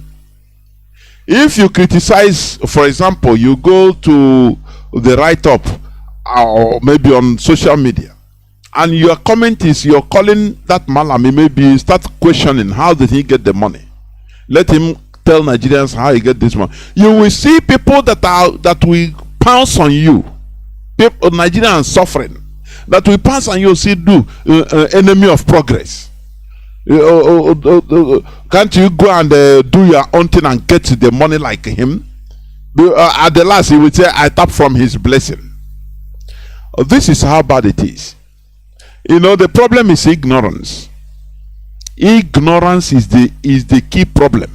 Because if Nigerians are not ignorant, if their eyes are open before God and man, they rise up one day. No person, no politician will go free. No politician. But the politicians, what they are doing every day is whether through their incantations or through their I don't know what, to be keeping the population, Nigerians, in a complete state of stupor, in a perpetual state of sleeping, so that we will be seeing them as gods and it's normal thing. How did he get money? Are you asking how did he? He's a senator now. How can you ask? You senators, they have money. They are billionaires. So that is, and I believe it like that. This is the culture they are bringing, making people to think that it is normal. You make money or you enter into a political office. Now you steal money. It is a normal thing. But here we are opening the eyes of people, not only even Biafrans, to understand that this is not normal. Caller on signal, Mazi Johnathan, can you hear me? Welcome to the program and thanks for holding it. I can hear you, Mazi Johnathan Chinedu, my brother. It is not normal. It is not normal to say the senator is a rich man. Senator is a public servant. Public servant. Even he's supposed to be even 200,000 or 100,000 a month as a public because of what?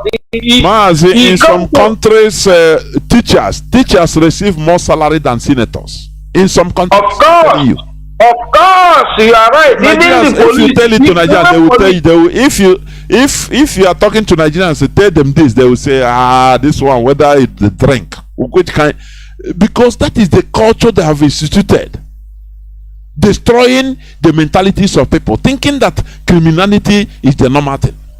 Mazi, please go on.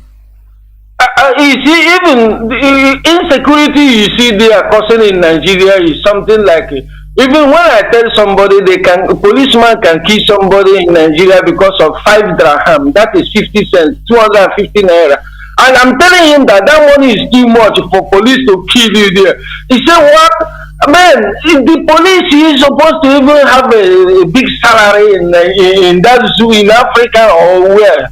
At least when you tell him to do anything bad, he will say that he's receiving a big salary. He have nothing to do with that such a thing. But Nigeria, when you owe them, you pay them 500 dirham is 50,000 naira. And that 25,000 naira, that 25,000 naira now, it's nothing here, my dear brother. Even police here, the same Africa they are. Some of them are getting to 2,000, 3,000. 1,000 euros, 700 euros a month to ordinarily recruit police officer here.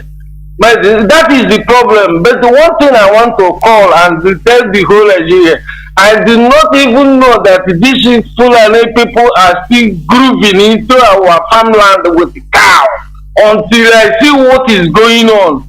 And I want to urge my brother China Sanwuru, my dear brother, keep it on. I told you never deviate. These people think that we are fools. Imagine the person they bring to Ebony State. My dear brother, those that are watching, watch this man hand. That man hand is not up to 45 years old man. They call you Buhari. Muhammad Buhari is dead and gone forever. He will never come back. All these things they are seeing, they are making people to be looking more dumb on their own. And you see, Mazi Johnathan, whatever they done to the children of God, the precaution must come back to them. Because you see the thing they did to Nigeria, keeping impostor there, it will happen to United States of America, I'm telling you, because it's coming up. Most of them, they have been realizing that such a 75 years old, they cannot even rule their country. He can't even speak, he can't talk, he always bark like a dog. That is it. So my brother, I urge all of you are doing something for this Biafra, something, keep it on. Keep it on. We are heading there.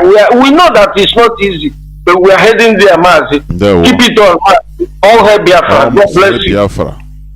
Anyhow you are doing, you're contributing your quota, you continue doing it. Caller on WhatsApp, welcome to the program. Please start by telling us your name and where you're calling from, if you may. Can you hear me? Call on WhatsApp. Yes, I can hear you. There, Mazi, welcome to the program. Thank you very much. My name is Chukwu Emmanuel. I'm speaking from my location. I greet you, Mazi Johnathan, once again. I greet my leader, the only man that has come to save the black race, Nigeria inclusive. And some people don't know what this man is all about. Some of us, like me myself, the thing I learned on Radio Biafra, I can teach to any length. I understand that what Uyibo teach Africa is just to read and write and speak big grammar and corruption in a high place. That was what we both teach black people. They don't teach them sense of reason, which is the main thing.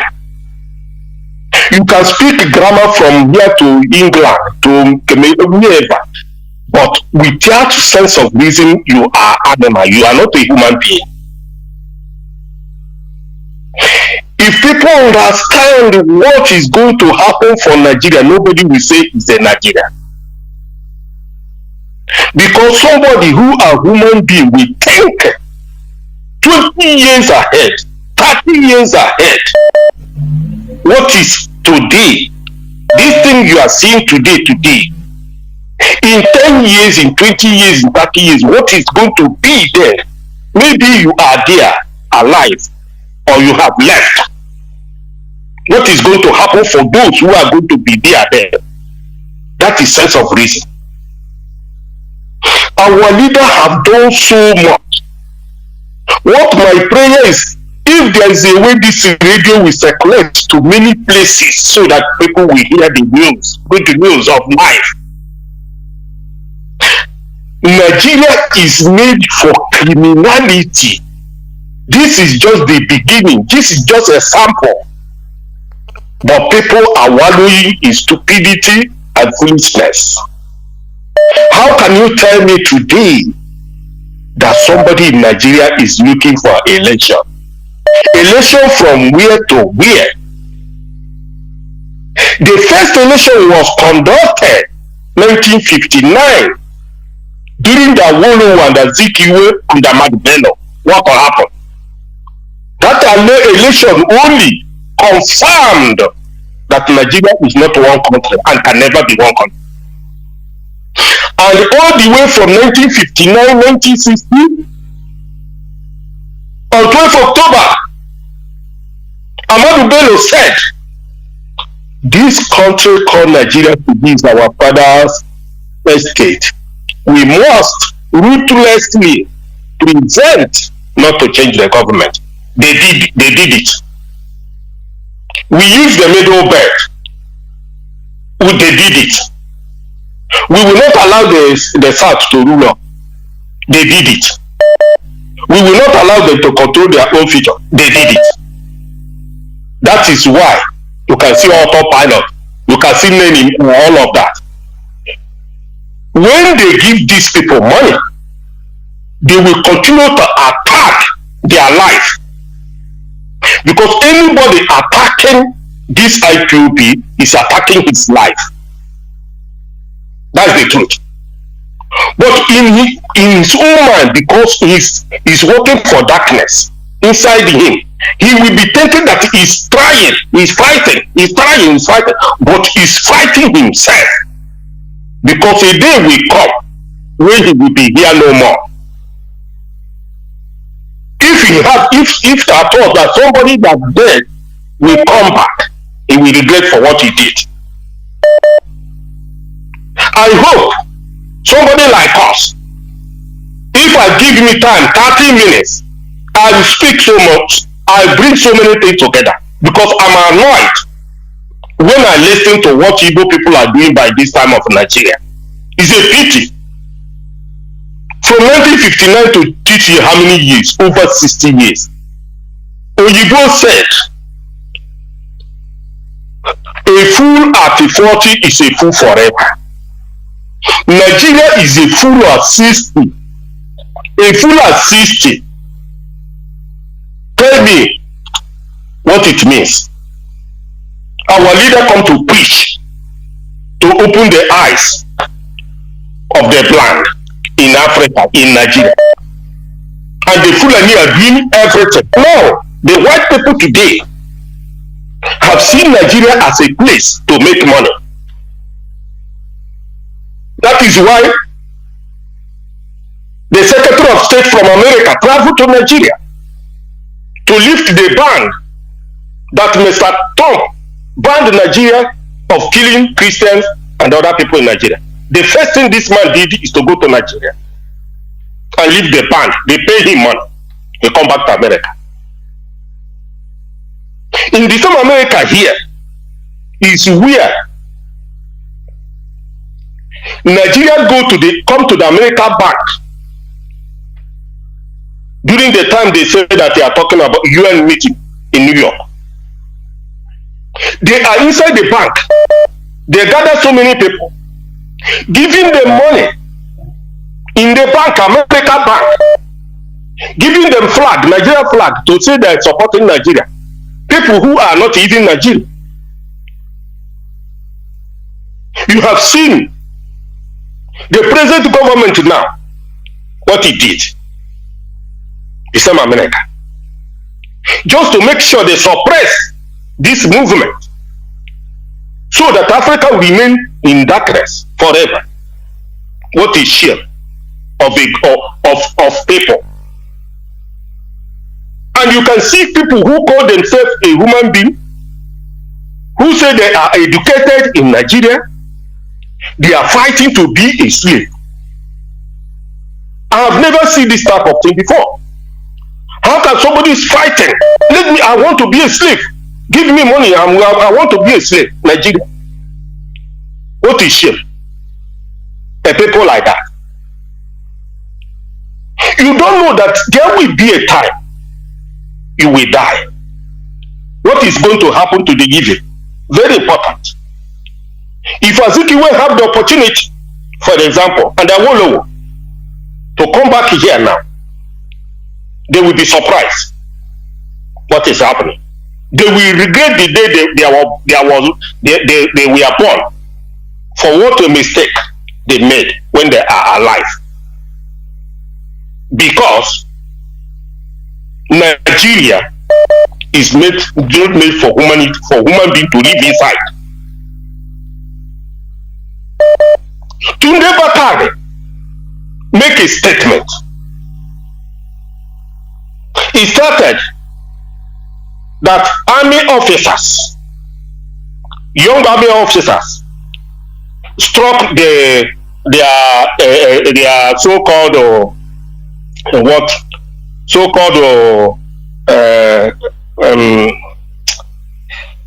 election. And he comment about Agi Ironsi. From Agi Ironsi, he start to build bridge. Say he's building bridge. From the bridging he's building, he start to speak nonsense. He say talking about he's praying, caterpillar and the cankerworm. Where in the Bible we see cankerworm and the caterpillar in the Bible? This is fake and criminals in Nigeria holding Bible by their right hand and holding Satan by the other side. That is Nigeria for you. He start talking about Mbappe and Concord Hotel. From there, he get up to dish out the evil idea he is planning. He said, who said that Igbo man will not rule Nigeria? Because this is where he's going.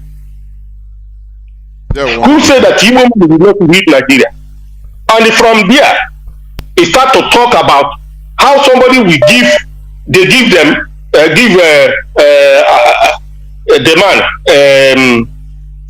wine to drink, and he pour wine on his head, and he shot him, and he said Igbo man will not rule. That is removing the cause. Which cause this idiot, this criminal is talking about? Thank you, Mazi. The former time, Awolowo was disappointed Ojukwu. Now, this criminal, Tunde Bakare, is another Awolowo. Let me stop here. I think I have enough time to say my mind. All hail Biafra. All hail Biafra. Thank you very much. We must continue. What is happening?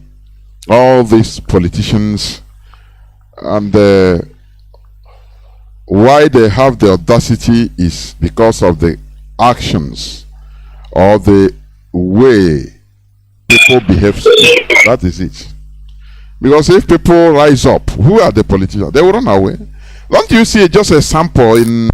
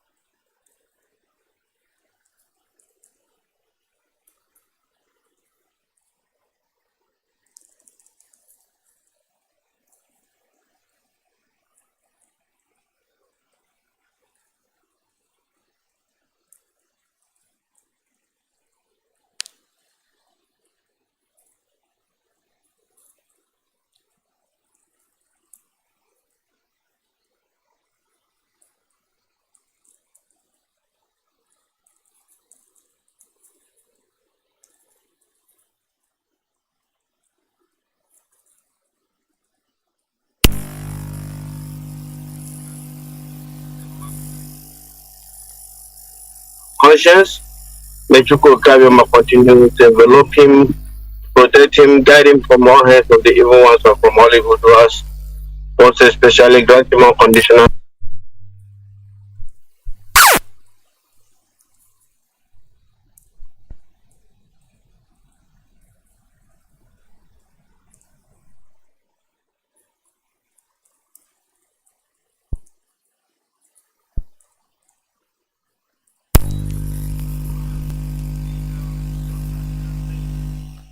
I just want people to know that the reason why Nigeria cannot be able to rise up to fight against this criminality or this evil thing that is happening there is because Nigeria are not one people. We don't understand each other. We don't understand each other. We are not the same people, and this is why we must continue to fight with Biafrans. We must leave Nigeria. This is the truth and nothing but the truth. Because there is nothing we do in that country that can unite them. They are not the same people. They are not the same people. They are not the same people, man. And all we must do is to make sure that we Biafrans must liberate ourselves from this dungeon, from this animal country called Nigeria. Because even if you watch the way they are behaving there, you will continue to ask yourself, is this a country? Which type of madness is this? Mazi, have you seen this impostor that said he went to Ebonyi? He said he went to Ebonyi State. He said he went to Ebonyi State. The same Ishiago, they refused our leader to put on. And the people keep quiet. The so-called elite keep quiet. The same Ishiago and Red Camp, they put on an impostor, a Fulani, refuse the owner of the cloth to put it on, but allow the foreigner to put it on with pride, parading in so-called Ebonyi State. My brother, you see, the injustice in Nigeria is horrible. You know, when we talk about we are living this country, some people, I don't know why they are blind. They cannot see the reason that Nigeria can never ever work. Rather, Nigeria is something that the British put together to make sure that the people will remain poor and poor and poor every day. This is a country, its 90s are better than 2000. Even this 2000 is better than another year to come if Nigeria will continue to exist as a country. Mazi, it doesn't matter what these people are doing. It doesn't matter their conspiracy. We must leave Nigeria. It is something that we can't go back, because the atrocity that is happening in that country is unbelievable. It's mind blowing. Let's go, Kabe, my bless you, my brother. Thank you for picking my call. Thank you, man. Yeah, well, remain blessed. Thank you very much. Caller on direct line. Can you hear me? Caller on direct line.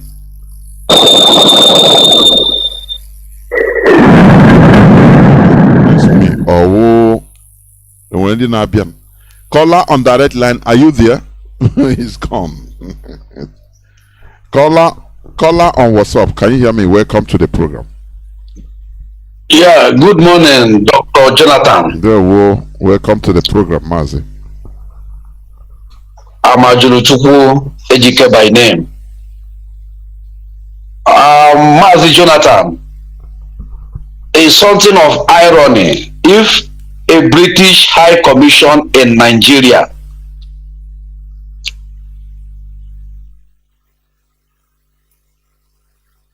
their PVC.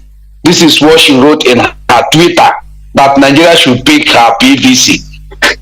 Is it the work of High Commission in another man country to campaign for election for people of that country?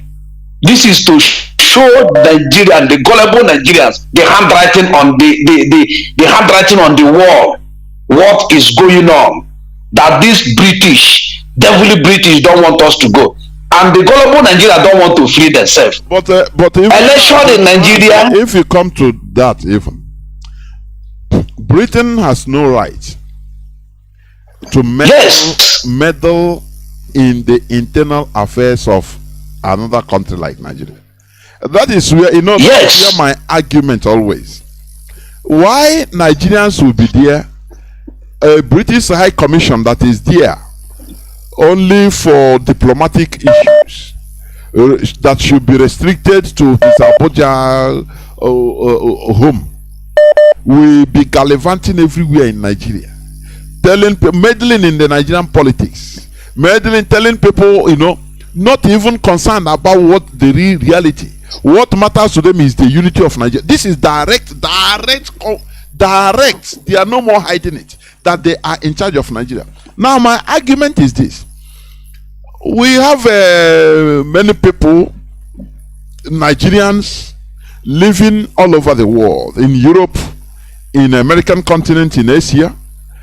These people, they will come and, you know, any slightest thing, will start demanding for right. Are you discriminating to me because I'm a black man? That is where I say that because you are inferior. If you can allow another country, a woman that is representing a country to be directly meddling in your internal affairs, now what does it mean? That you are inferior?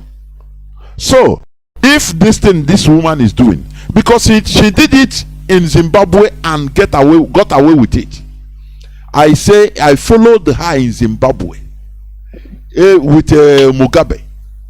Every time, if there is a local election, any election, this woman is the first person to come and announce the result.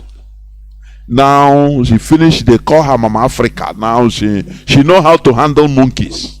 Now they send her to the highest zoo. That is why. Why can't even people rise up? Why do you say you are equal to a white person if he talks, but you cannot rise up to at least challenge this woman and say, look, you should be where you're supposed to be? That is my argument. Mazi, go on, please. Yes, that's why I say it's something of irony that the gullible Nigerians are watching this woman pendling on a local politics, left her own job. She's in the only high commission in Nigeria. Why must her own be different?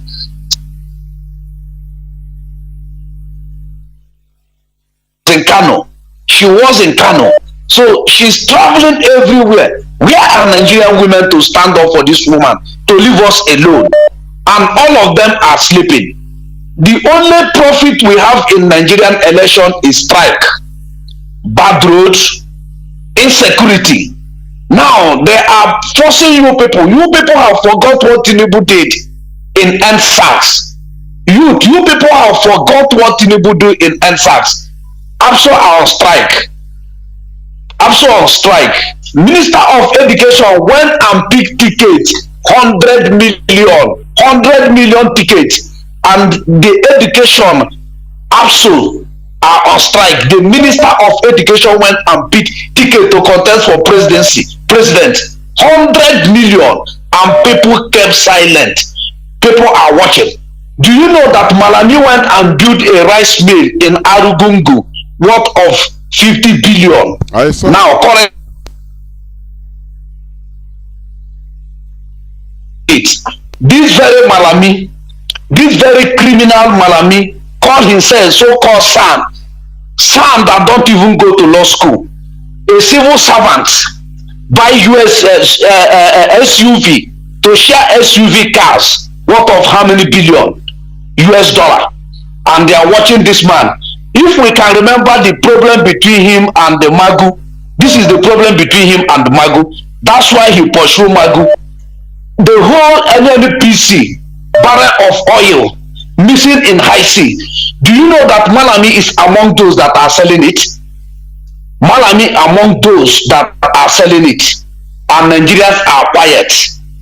And if you ask me today, Kebbi State has nothing that Kebbi State produce for Nigeria. Kebbi State has no revenue that he produce for this country called Nigeria. But somebody from Kebbi State are looting the country dry. And people that call themselves my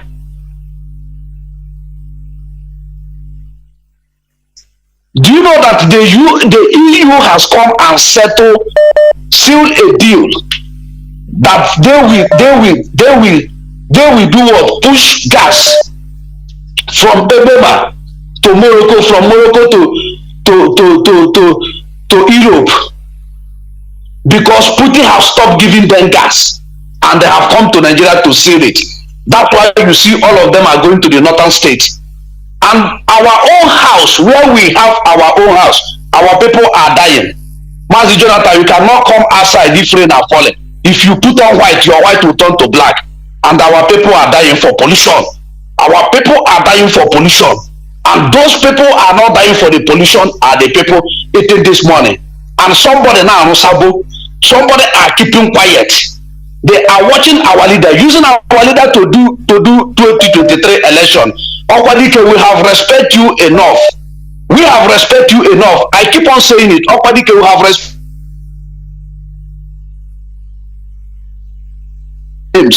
We are not your children. We reject you the way you want us to suffer and die. You have made a governor before, and they are still paying you today as an ex-governor. The money they pay you for 1 month, if they use it for the whole Anambra State youth, all of them will get 10,000 naira every month. We get more than 10,000 naira every month, and you don't want to rest. At your age, I don't know what you are looking for. Instead of you to sit and speak the truth, as others used to speak the truth, you will reject to speak the truth. You are talking, you will lift their citizenship. What is citizenship? Are you a Nigerian citizen? No be British citizen you carry. Is it not British citizen you carry there? You people will be fooling people that don't know anything.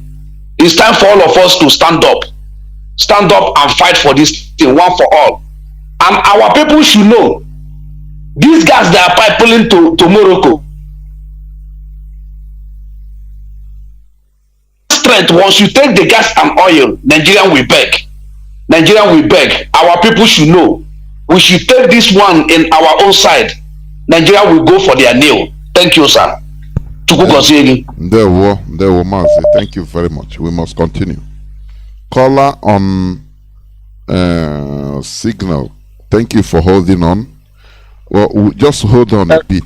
Just 1 second longer. Let me see. Oh, there were calls on direct line. Okay. Caller on direct line. Can you hear me? Caller on direct line. The call is gone. Caller on signal. Go on, please.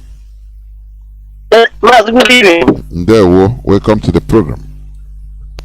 Thank you very much. Good evening, Biafrans all over the world, lovers of freedom. My name is Mazi Wisdom from Mohaji, Masinum, in province, Biafra land. What is you said as your topic? What have we get from their electoral or from the election they are doing? I'm here this evening to say that we never get anything. No. The only thing we get, in fact, we never get. It's only those that claim that they are you know which the Igwes to ask for, and when they are coming out with God. What is that bag? It's bag of money. Then Malami is sharing SUV jeep to monarchies. You see what we are gaining? Is it that is gaining? Is those elite, those that call themselves intellectuals from the east to the north, are those that are benefiting, not the commoners, not the common people or the street that are benefiting. So we don't benefit anything. And I want to urge Nigerian youth. They also are on strike. Nigerian youth, you people are the people that will graduate from the work, from the school, sorry, and you cannot get any work. And tomorrow, people will call, remember how people massacre no less than 100 and something people in Lekki toll gate. The thing is that Nigeria says it doesn't take that they forget. We easily forget that the problem they have in that zoological republic. They easily forget. The same one that killed our 100 youth that are fighting for a better life for you Nigeria, so they are not fighting for Biafra. They are fighting for better Nigerians, and hundreds of them are massacred. And today, Most of you youth, foolish youth, are campaigning for Tinubu. Most of you are campaigning for those criminals in political offices that have been there for decades and never do anything. I want to ask, what will the politician promise Nigeria this 2023 that APC didn't promise? What is that? There is no promise in this world. The APC didn't promise so-called Nigerians, but every single one did it for every single one. They did it for. So what will they promise again? What will the PDP promise? What will APC promise that will do for Nigeria in 2023 if they win the election? All these are all political criminals, and Nigeria should wake up. The youth, if your mothers cannot wake up because they are aging, if your fathers cannot wake up because they are aging, what about you that still have fresh blood and still have blood in you? You are planning to marry, or you marry, you have a kid. What is your plan for that kid that you give birth to? What is your plan for him?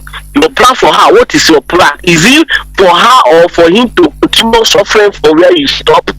If the answer is no, this 2023 election, let the youth boycott. If it's possible, if they come for campaign, no, you should go there. You should not go there, because we are the people that are mortgaging our future. We are the people, we scatter all over the world suffering. We are suffering all over in any country we are, but we have resources that will take care of us. If we are not even working, that every month Nigeria should pay us at least every month, no less than 100,000 will be paying us. Then come to Ebema. I don't know. I have been calling our people. See what happened a few weeks ago. About 100 and died. Nigeria government didn't do anything till today. What they went to just to go and do mass burial, that is all. So if our people will know something, that pipe they want to pipe from our gas to Morocco, they should not allow that thing to happen. No. Because piping our gas from Ebema to Morocco, then Morocco and the Europeans are the people that are benefiting, and we have the gas, we don't have a common electricity. Everyone, you people should wake up. All the youth in Ebema should wake up. You people should wake up. You people should wake up. All the youth in Ebema should wake up. You people should reject all these politicians because they are our problem. Let's come together and fight and liberate ourselves from this suffering we are for decades. Our parents, they pass it over to us, and we are also trying to pass it to our children, but I think that it can never happen. Instead, we sacrifice us. We see that survive. Our leader has said it before. Fulani don't know what it is. We are educated though. If the book are not educated, it can be given Nigeria a head. What about we, the Biafrans that are educated? We are going to destroy that zoo. But what we are waiting is from our leaders. I want to appreciate the DOS. They are trying, because if I'm the kind of person there by now, but no problem, we are waiting for them. Mazi come and bless you. Then boycott the election. Let's not go where they do campaign. Let's boycott it. And I want to appreciate our people in a good step today. At least tomorrow another day. Let's also keep it low and chase these criminals away, so that they will know that we do not stop with them. Mazi, look at them. Look at that guy that came to Ebonyi State today. Look at how fresh his hand is. Nigerians are black, they cannot see. He's 70 years man. Look, the hand is like that. Thank you, Mazi. Thank you. Mazi, thank you. Thank you. Bless you. Thank you. Blessed. Thank you very much. Caller on direct line. Can you hear me? Call on direct line. Yes, I can hear you. David Johnathan, can you hear me, sir? Yeah, welcome to the program. Please go on. David Johnathan, Jishike, David Johnathan, Jishike, David Johnathan, we see this IPAP, we see this generation of Biafra. The whole world is about to shower what madness. What have we done from these politicians? Biafra all over the world. What have we done? David Johnathan, I'm going to tell you to Google. I'm calling from our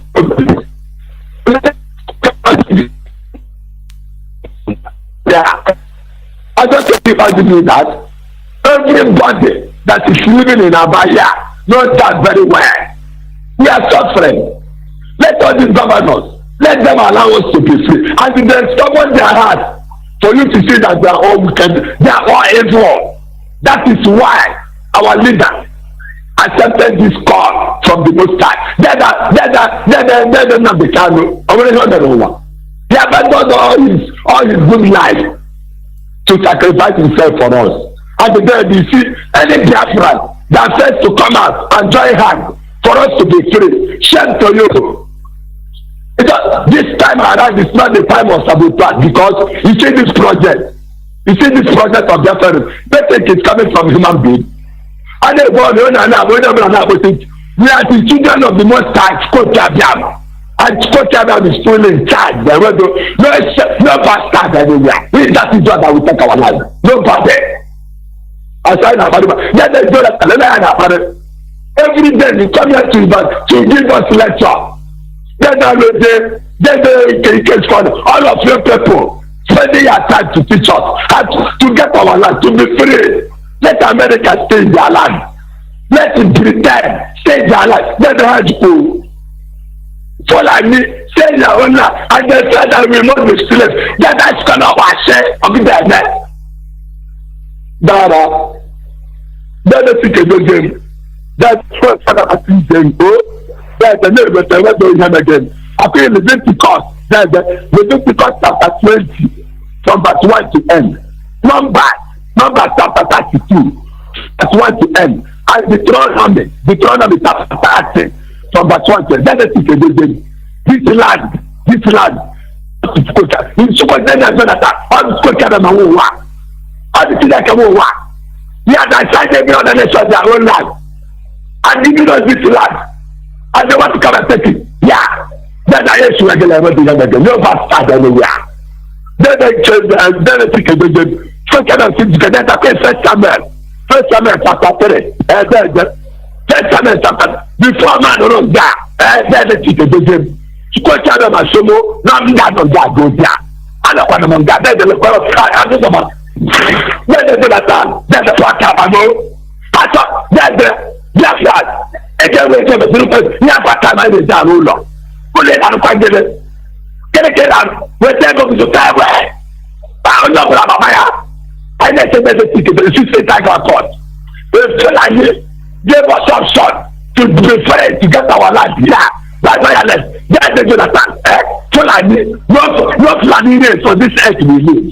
So that we that. All the sisters have a fire. They want the standard law. And we are following the law. United Nations, if you like, do whatever you want. Come now. We are going to kill us. United Nations going to kill us. Dara, what power is the land? If you don't get Apollo, you will do Kaja. Thank you, Mazi. Thank you, Mazi. If they cannot explain themselves, let them get away. Thank you. Okay, moving up. What you have to do after 16? When you have to I couldn't bring you out. I'm not a week. No, now for. Yeah.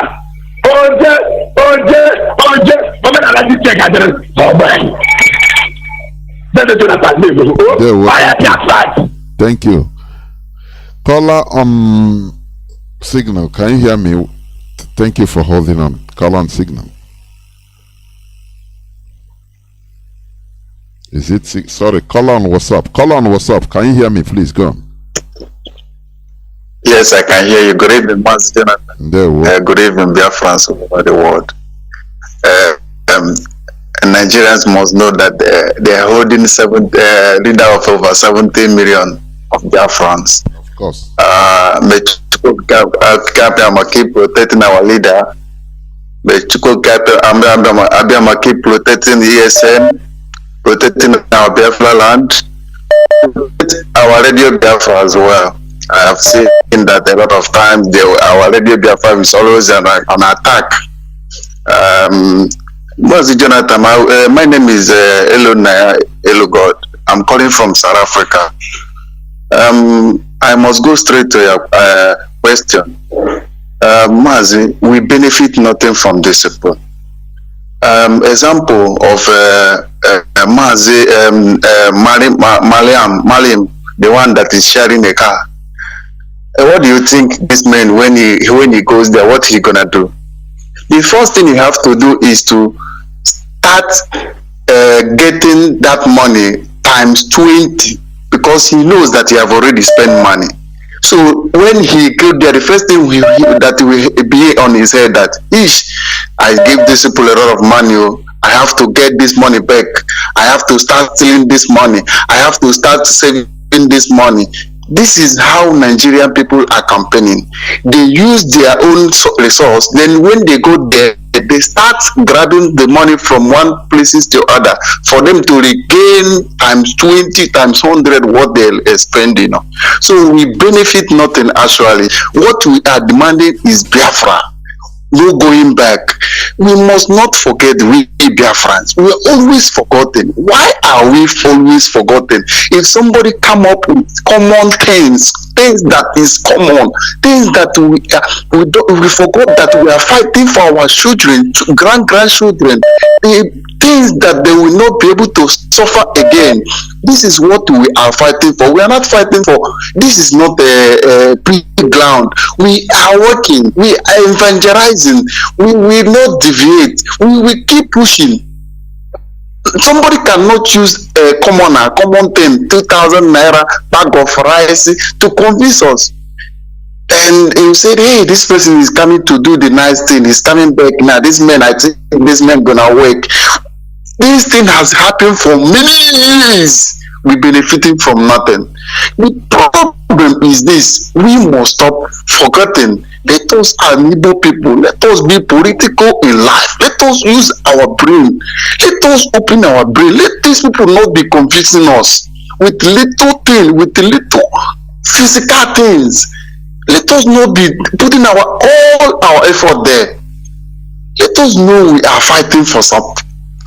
In this country I am, in this South Africa, they fought for their freedom. Even till today, they never forgot what is those white people done to them. They never forgot it. They might be Mandela. He said, "Yeah, I am forgiven," but inside them, they never forgot. I used to go to a program of coaching. I do training for coaching here in South Africa. I know how they're doing. The white people and black people, you can see they still have the urges within them. There are things that is still separating them. You will see in the class, those ones too, black will be here, white will be here.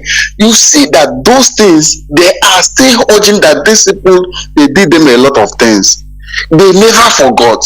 They always keeping it in their mind that these people, they insulted them, they humiliated them. When the transport comes, they said only the white people, no black people will enter. You see, so they have it in their mind that these people are carried, these people are manipulated. So they didn't forget.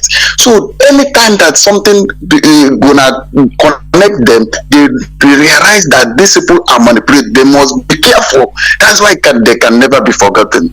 So my fellow Biafra, let me not use much of your time. We must not forget.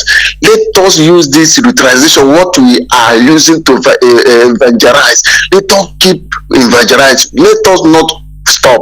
Let us continue so that we shall be at the last to be our winner. Thank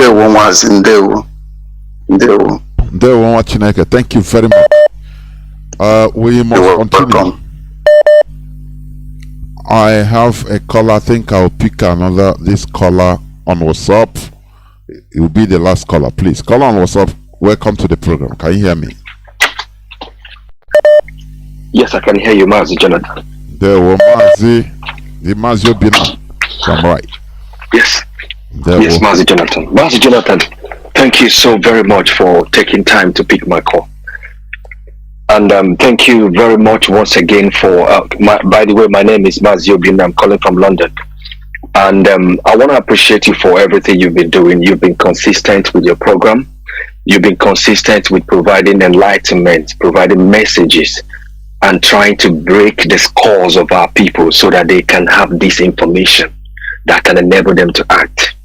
Mazi, today you spend more time, on reviews of what is going on in Nigeria, a nation that is bedeviled with carnages, with terrorism, with murderous atrocities, and the world is welcoming their leaders across the whole universe. Mazi, I might be a little bit raw tonight, but permit me, because if we don't speak raw, most of our people will not get this information. We have spent a lot of time speaking too much grammar. It is time for us to bring it down to their foot. Mazi, you know what, Mazi? Mazi Nnamdi Kanu, freedom fighting usually start from one or two or three or a group of people. Mazi Nnamdi Kanu became the leader of this vehicle that everyone is driving. He came with the message. He came with enlightenment. He came with the education of his people. He brought to his people every information that they need for them to make their decision. He didn't come by sword. He didn't come by arms. He only came with microphone, radio, and social media. And he spread the message across. Mazi, we have all received the message. Some of us, we've been in the academic system for years, and we neglect some of those little things, but this man was able to bring them into a light that help us, and we are trying to also help other people to see what we've seen. Mazi, we have crossed the Rubicon. There is no more time wasting. We will continue to enlighten our people, but the stage where we are today is the stage of taking actions. We will begin to take action henceforth. It is no longer speaking. Mazi, Fulani understands. We think we are more educated than them. Fulani understands what it takes to conquer. They study conquerors. They study history. They might not study it the way we are studying it in academia contextual basis. They understand that the only way you can take over a city or take over what belongs to someone else is by armed conflict and by an ideology. And this guy, the only way you can also do that is to have a hierarchy that they will respect, and the hierarchy will be passing down the message to people to obey. That is why Russia will never allow anybody to break down their communist nation, because they operate on that hierarchy. It doesn't matter whether a system they operate is good or bad. For the fact is, for the protection and for the furtherance of their ambition, it is good for them. The West came with their democracy. They came with their righteousness. They came with their good news.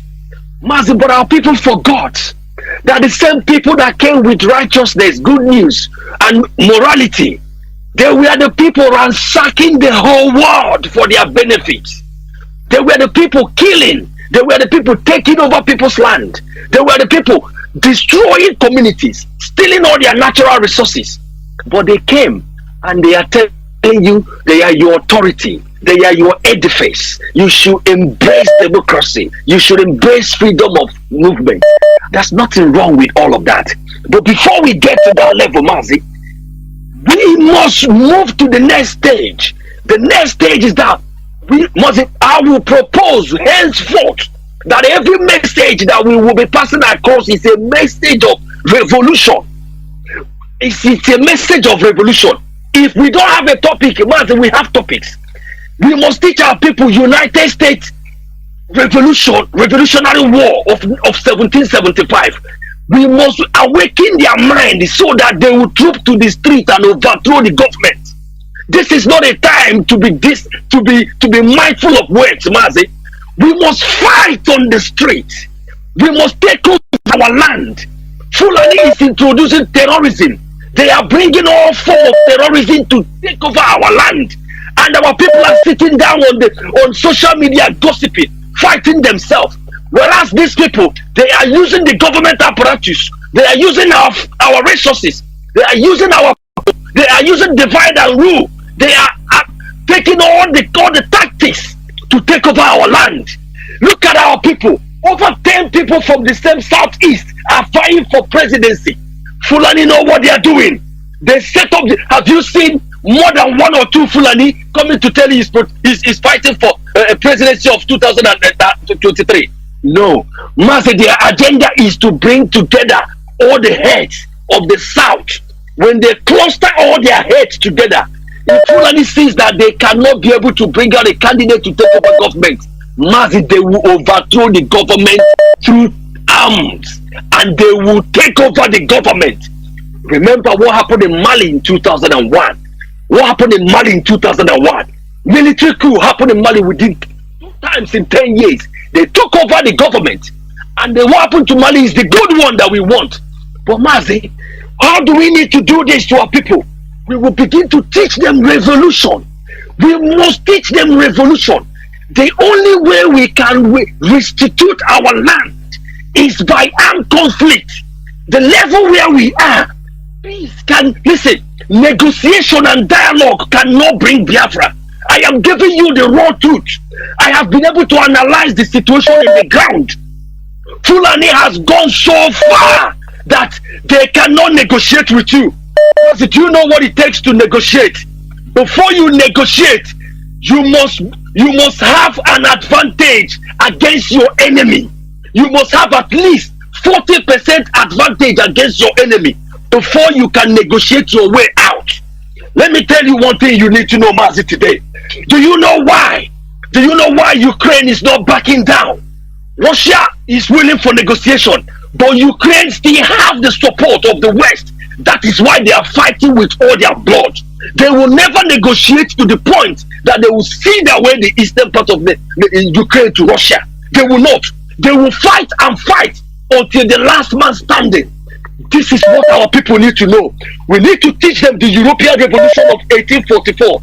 We need to teach them the South African Revolution of 1950. We need to teach them the Russian Revolution of 1917. We need to teach them the Chinese Revolution of 1940. We need to teach them the Cuban Revolution of 1959. We need to teach them the Iranian Revolution of 1979. Mazi, we need to teach them the French Revolution of 1789. Mazi, until our people max themselves with revolution, the whole Nigeria will rise up at a time and they will overthrow all the political positions and slaughter all of them. Yes, I'm afraid that I'm using this raw word, but this is the way you can return back to life. Look at our environment. Do you know that my people will travel to Nigeria? They cannot go to the east. They will stay in Lagos or in Abuja because they are afraid that they will be killed. And we are here speaking too much grammar. Our people are there gossiping. No, we must set up plans. Master, what is our plan? We must set up people of like minds, strategic like minds. They will focus on different aspects of this revolution. One people will focus on media. One people will focus on strategic underground clustering, warfarism. One other thing will focus on dealing with the politicians. Mazi, until we make Nigeria unlivable and ungovernable, we will not have anything to bring to table for negotiation. We cannot continue to dish out correspondences to Nigerian media telling them, oh, we disagree with what you're saying. Mazi, we don't have strength to negotiate with that kind of thing. Until we go to Imo State, paralyze the seat of power, until we make the politicians not to leave their houses to anywhere they want to go, from the local government councillor, from the local government chairman, from the ministers, from the commissioners, until life becomes miserable to them that they cannot walk on the streets. Mazi, they will not listen to us. They will see us as parrots that talks too much. Look at Wike has the guts to come to channels and be speaking. Everybody can talk nonsense about the Igbo nation. Anybody can talk nonsense about IPOB. IPOB has become a name that you can use anyhow you want because they feel that we don't have the teeth to bite. Mazi, we must wake. Listen, this revolution must be across board. Everybody will wake up and take over the government. This is what I want us to do, Mazi. Let me share with you, Mazi. Remember, in South Africa, this man, when I remember him, even though he didn't do much, but Solomon Kalushi, this man did a little that most people don't know about him, what he did in apartheid of South Africa. Mazi, he didn't want, even at the time they were jailing him, he says, even though you took my life, we will continue to march. We will continue to fight until South Africa is free. Today, South Africa is free and people are dead. Mazi, are you aware that the UN Secretary General visited Borno State a few days ago? And this man is the man that is receiving the report that is coming from IPOB, report that is coming from the indigenous people of Nigeria, telling him how they have been killed, massacred by Fulanis. And this same man flew to Nigeria and he pretended that nothing of such happened. He was only fighting for IDP camps, people in IDP to be taken care of. Who told did this man ask who made them to be in IDP camp? He asked the question. You came and you are visiting IDP camp. Did you ask the question? How did the indigenous people ended up in IDP camp? Mazi Fulani understand this game. They have the resources. What they do, they go. Mazi, we might not have enough time to speak tonight, but thank you so much for the little time you share with me. But please, if we can inculcate programs of revolution, teaching our people how uprising, how they can rise up and take over what belongs to them, rather than waiting for the politicians.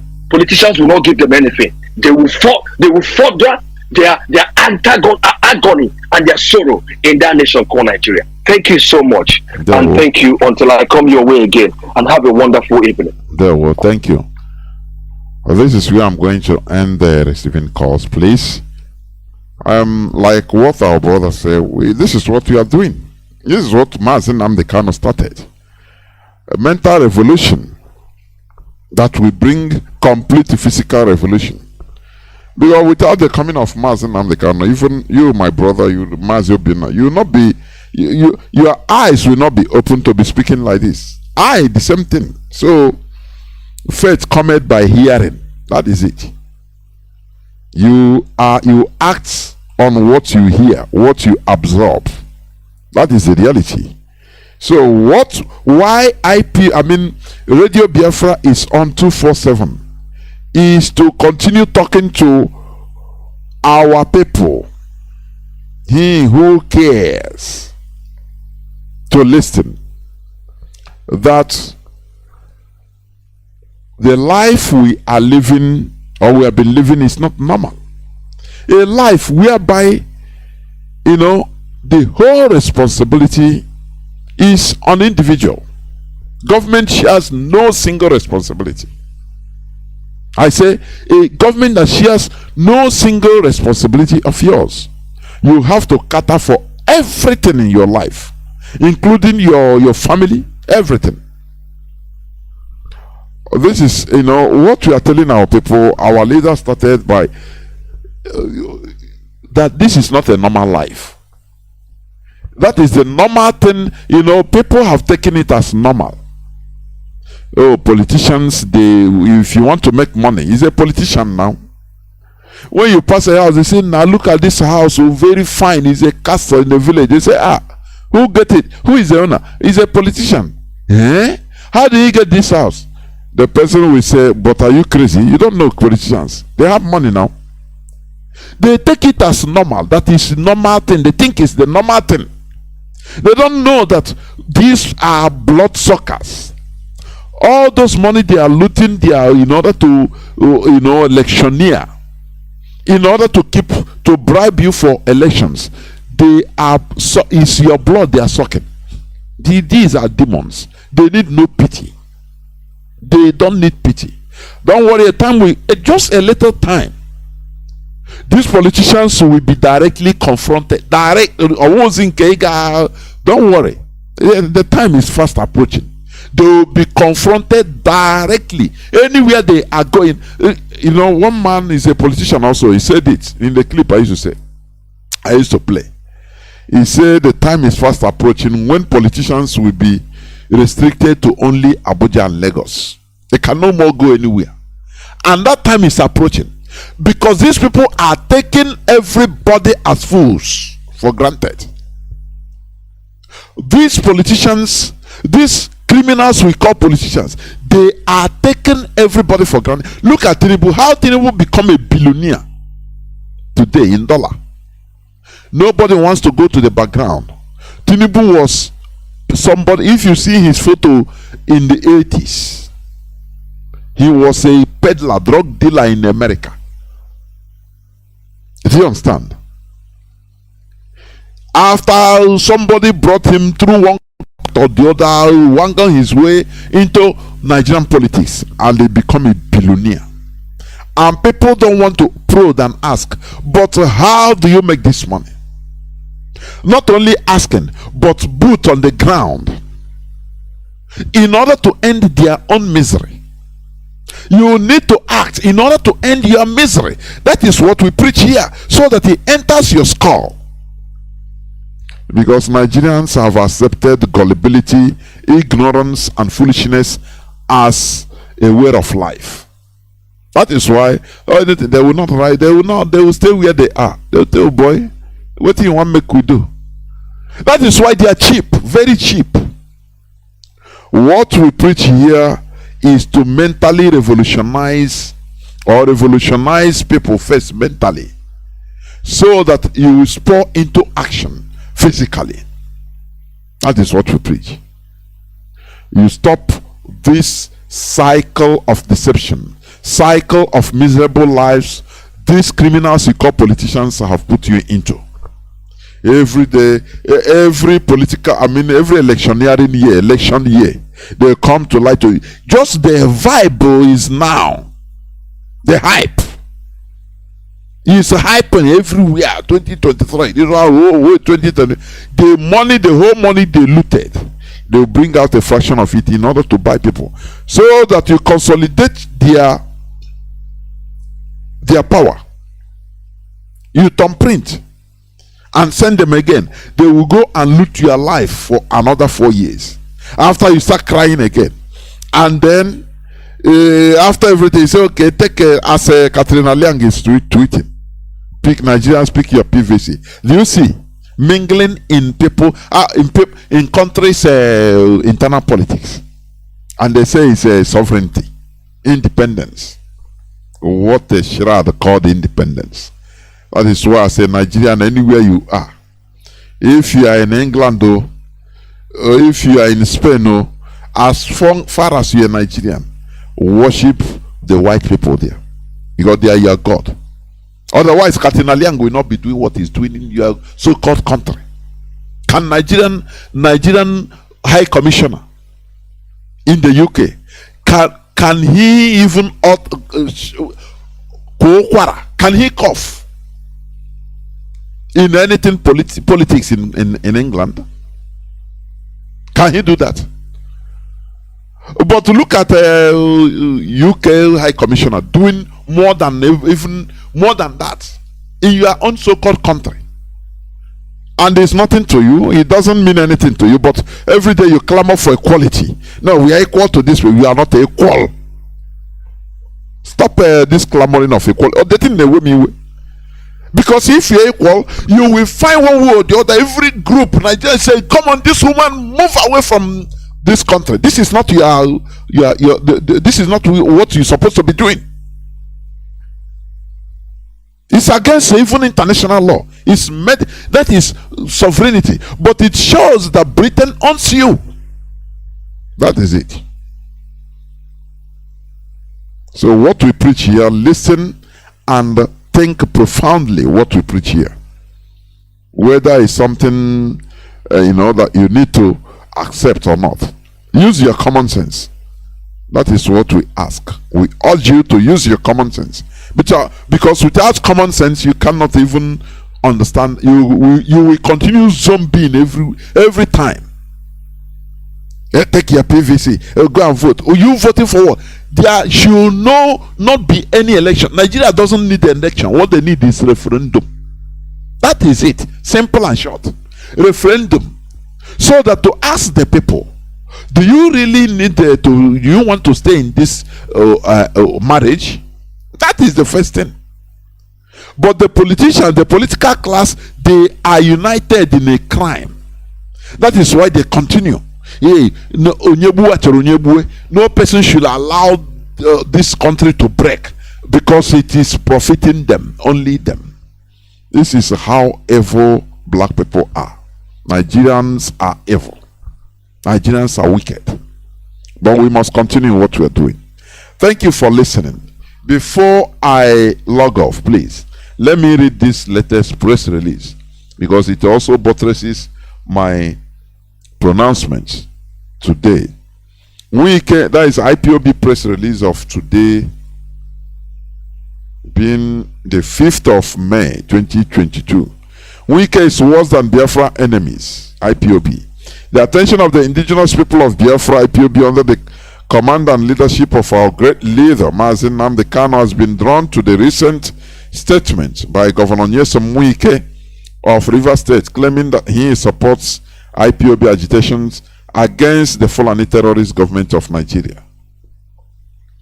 The recent statement from Wike and his cronies shows that he is under the influence of something by saying that, is it not the same Wike who classified the IPOB as a violent organization and ordered us to keep off from River State? How Nigerian politicians lie blatantly without shame just because of politics. Wike has become a shameless liar. Wike knows he needs the support and vote of the Igbo and other Biafrans. That is why he suddenly turned to be a supporter of IPOB. Was it not the same Wike that sponsored the broad-day massacre of Biafrans and IPOB members in Obibo during the NSAS protests in 2020? We won't forget the atrocities of Wike against Biafra. We know our friends and supporters, and they know us. Wike should stop dissipating his energy, because he will not escape judgment for his wickedness against his fellow Biafrans who he denied. The Obibo genocide will always haunt Wike. Wike cannot claim to be unaware of the great efforts and sacrifices of IPOB members in his election as Rivers governor, especially in his second tenure, when the evil forces in Abuja wanted to stop him at all costs. Our men paid the supreme price, standing firm behind him, thinking he is a human being, but unknown to us, he is worse than our known enemies. Wike, stop lying. You are not supporting Biafra. If you are, go and secure the release of all those kidnapped in Obibo at your behest by the murderous Nigerian army and detained in different army barracks in Abuja and northern Nigeria. The same way you secured your nomination and expression of interest forms. Pursue the Biafra cause the same way you are pursuing your presidential project. Then we will be convinced you truly support our agitation. Comrade Emma Powerful, Media and Publicity Secretary for Indigenous People of Biafra. This is how they lie, how they roll, and it's a normal thing. But it is not for IPOB. We don't cherish Ayadamu. All these people, they have been taking us for granted, taking the people for granted. Enough is enough. There comes a time when, actions and reactions will be equal and opposite. It is a law of physics, one of the laws of physics. All the actions of the politicians, how they have been playing, looting people's future, killing people with impunity, lying with impunity, doing everything with impunity. A time will come, the reaction from the people will be equal but opposite. It will go back to them. That is the only thing I promise them. Thank you for listening. IPOB is one family. Biafra is our religion. It's our identity. We have no other religion than Biafra. If you have any ideology more than Biafra, know that you've not started. You understand? Therefore, we must continue.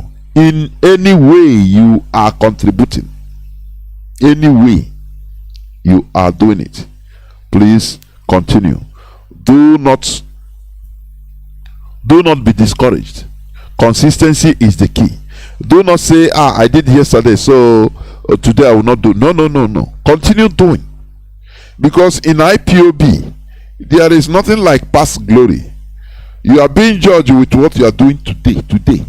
We are not like Nigerians that, somebody will cheat and do everything, commit atrocities. Now they cover it with, leave him now. Do you see yesterday he did this, but leave him now?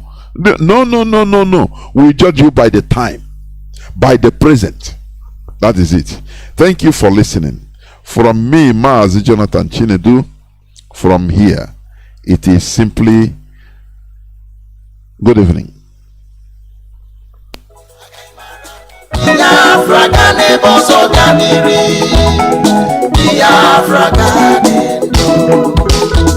Anyị na-ekene our supreme leader Mazi Nnamdi Kanu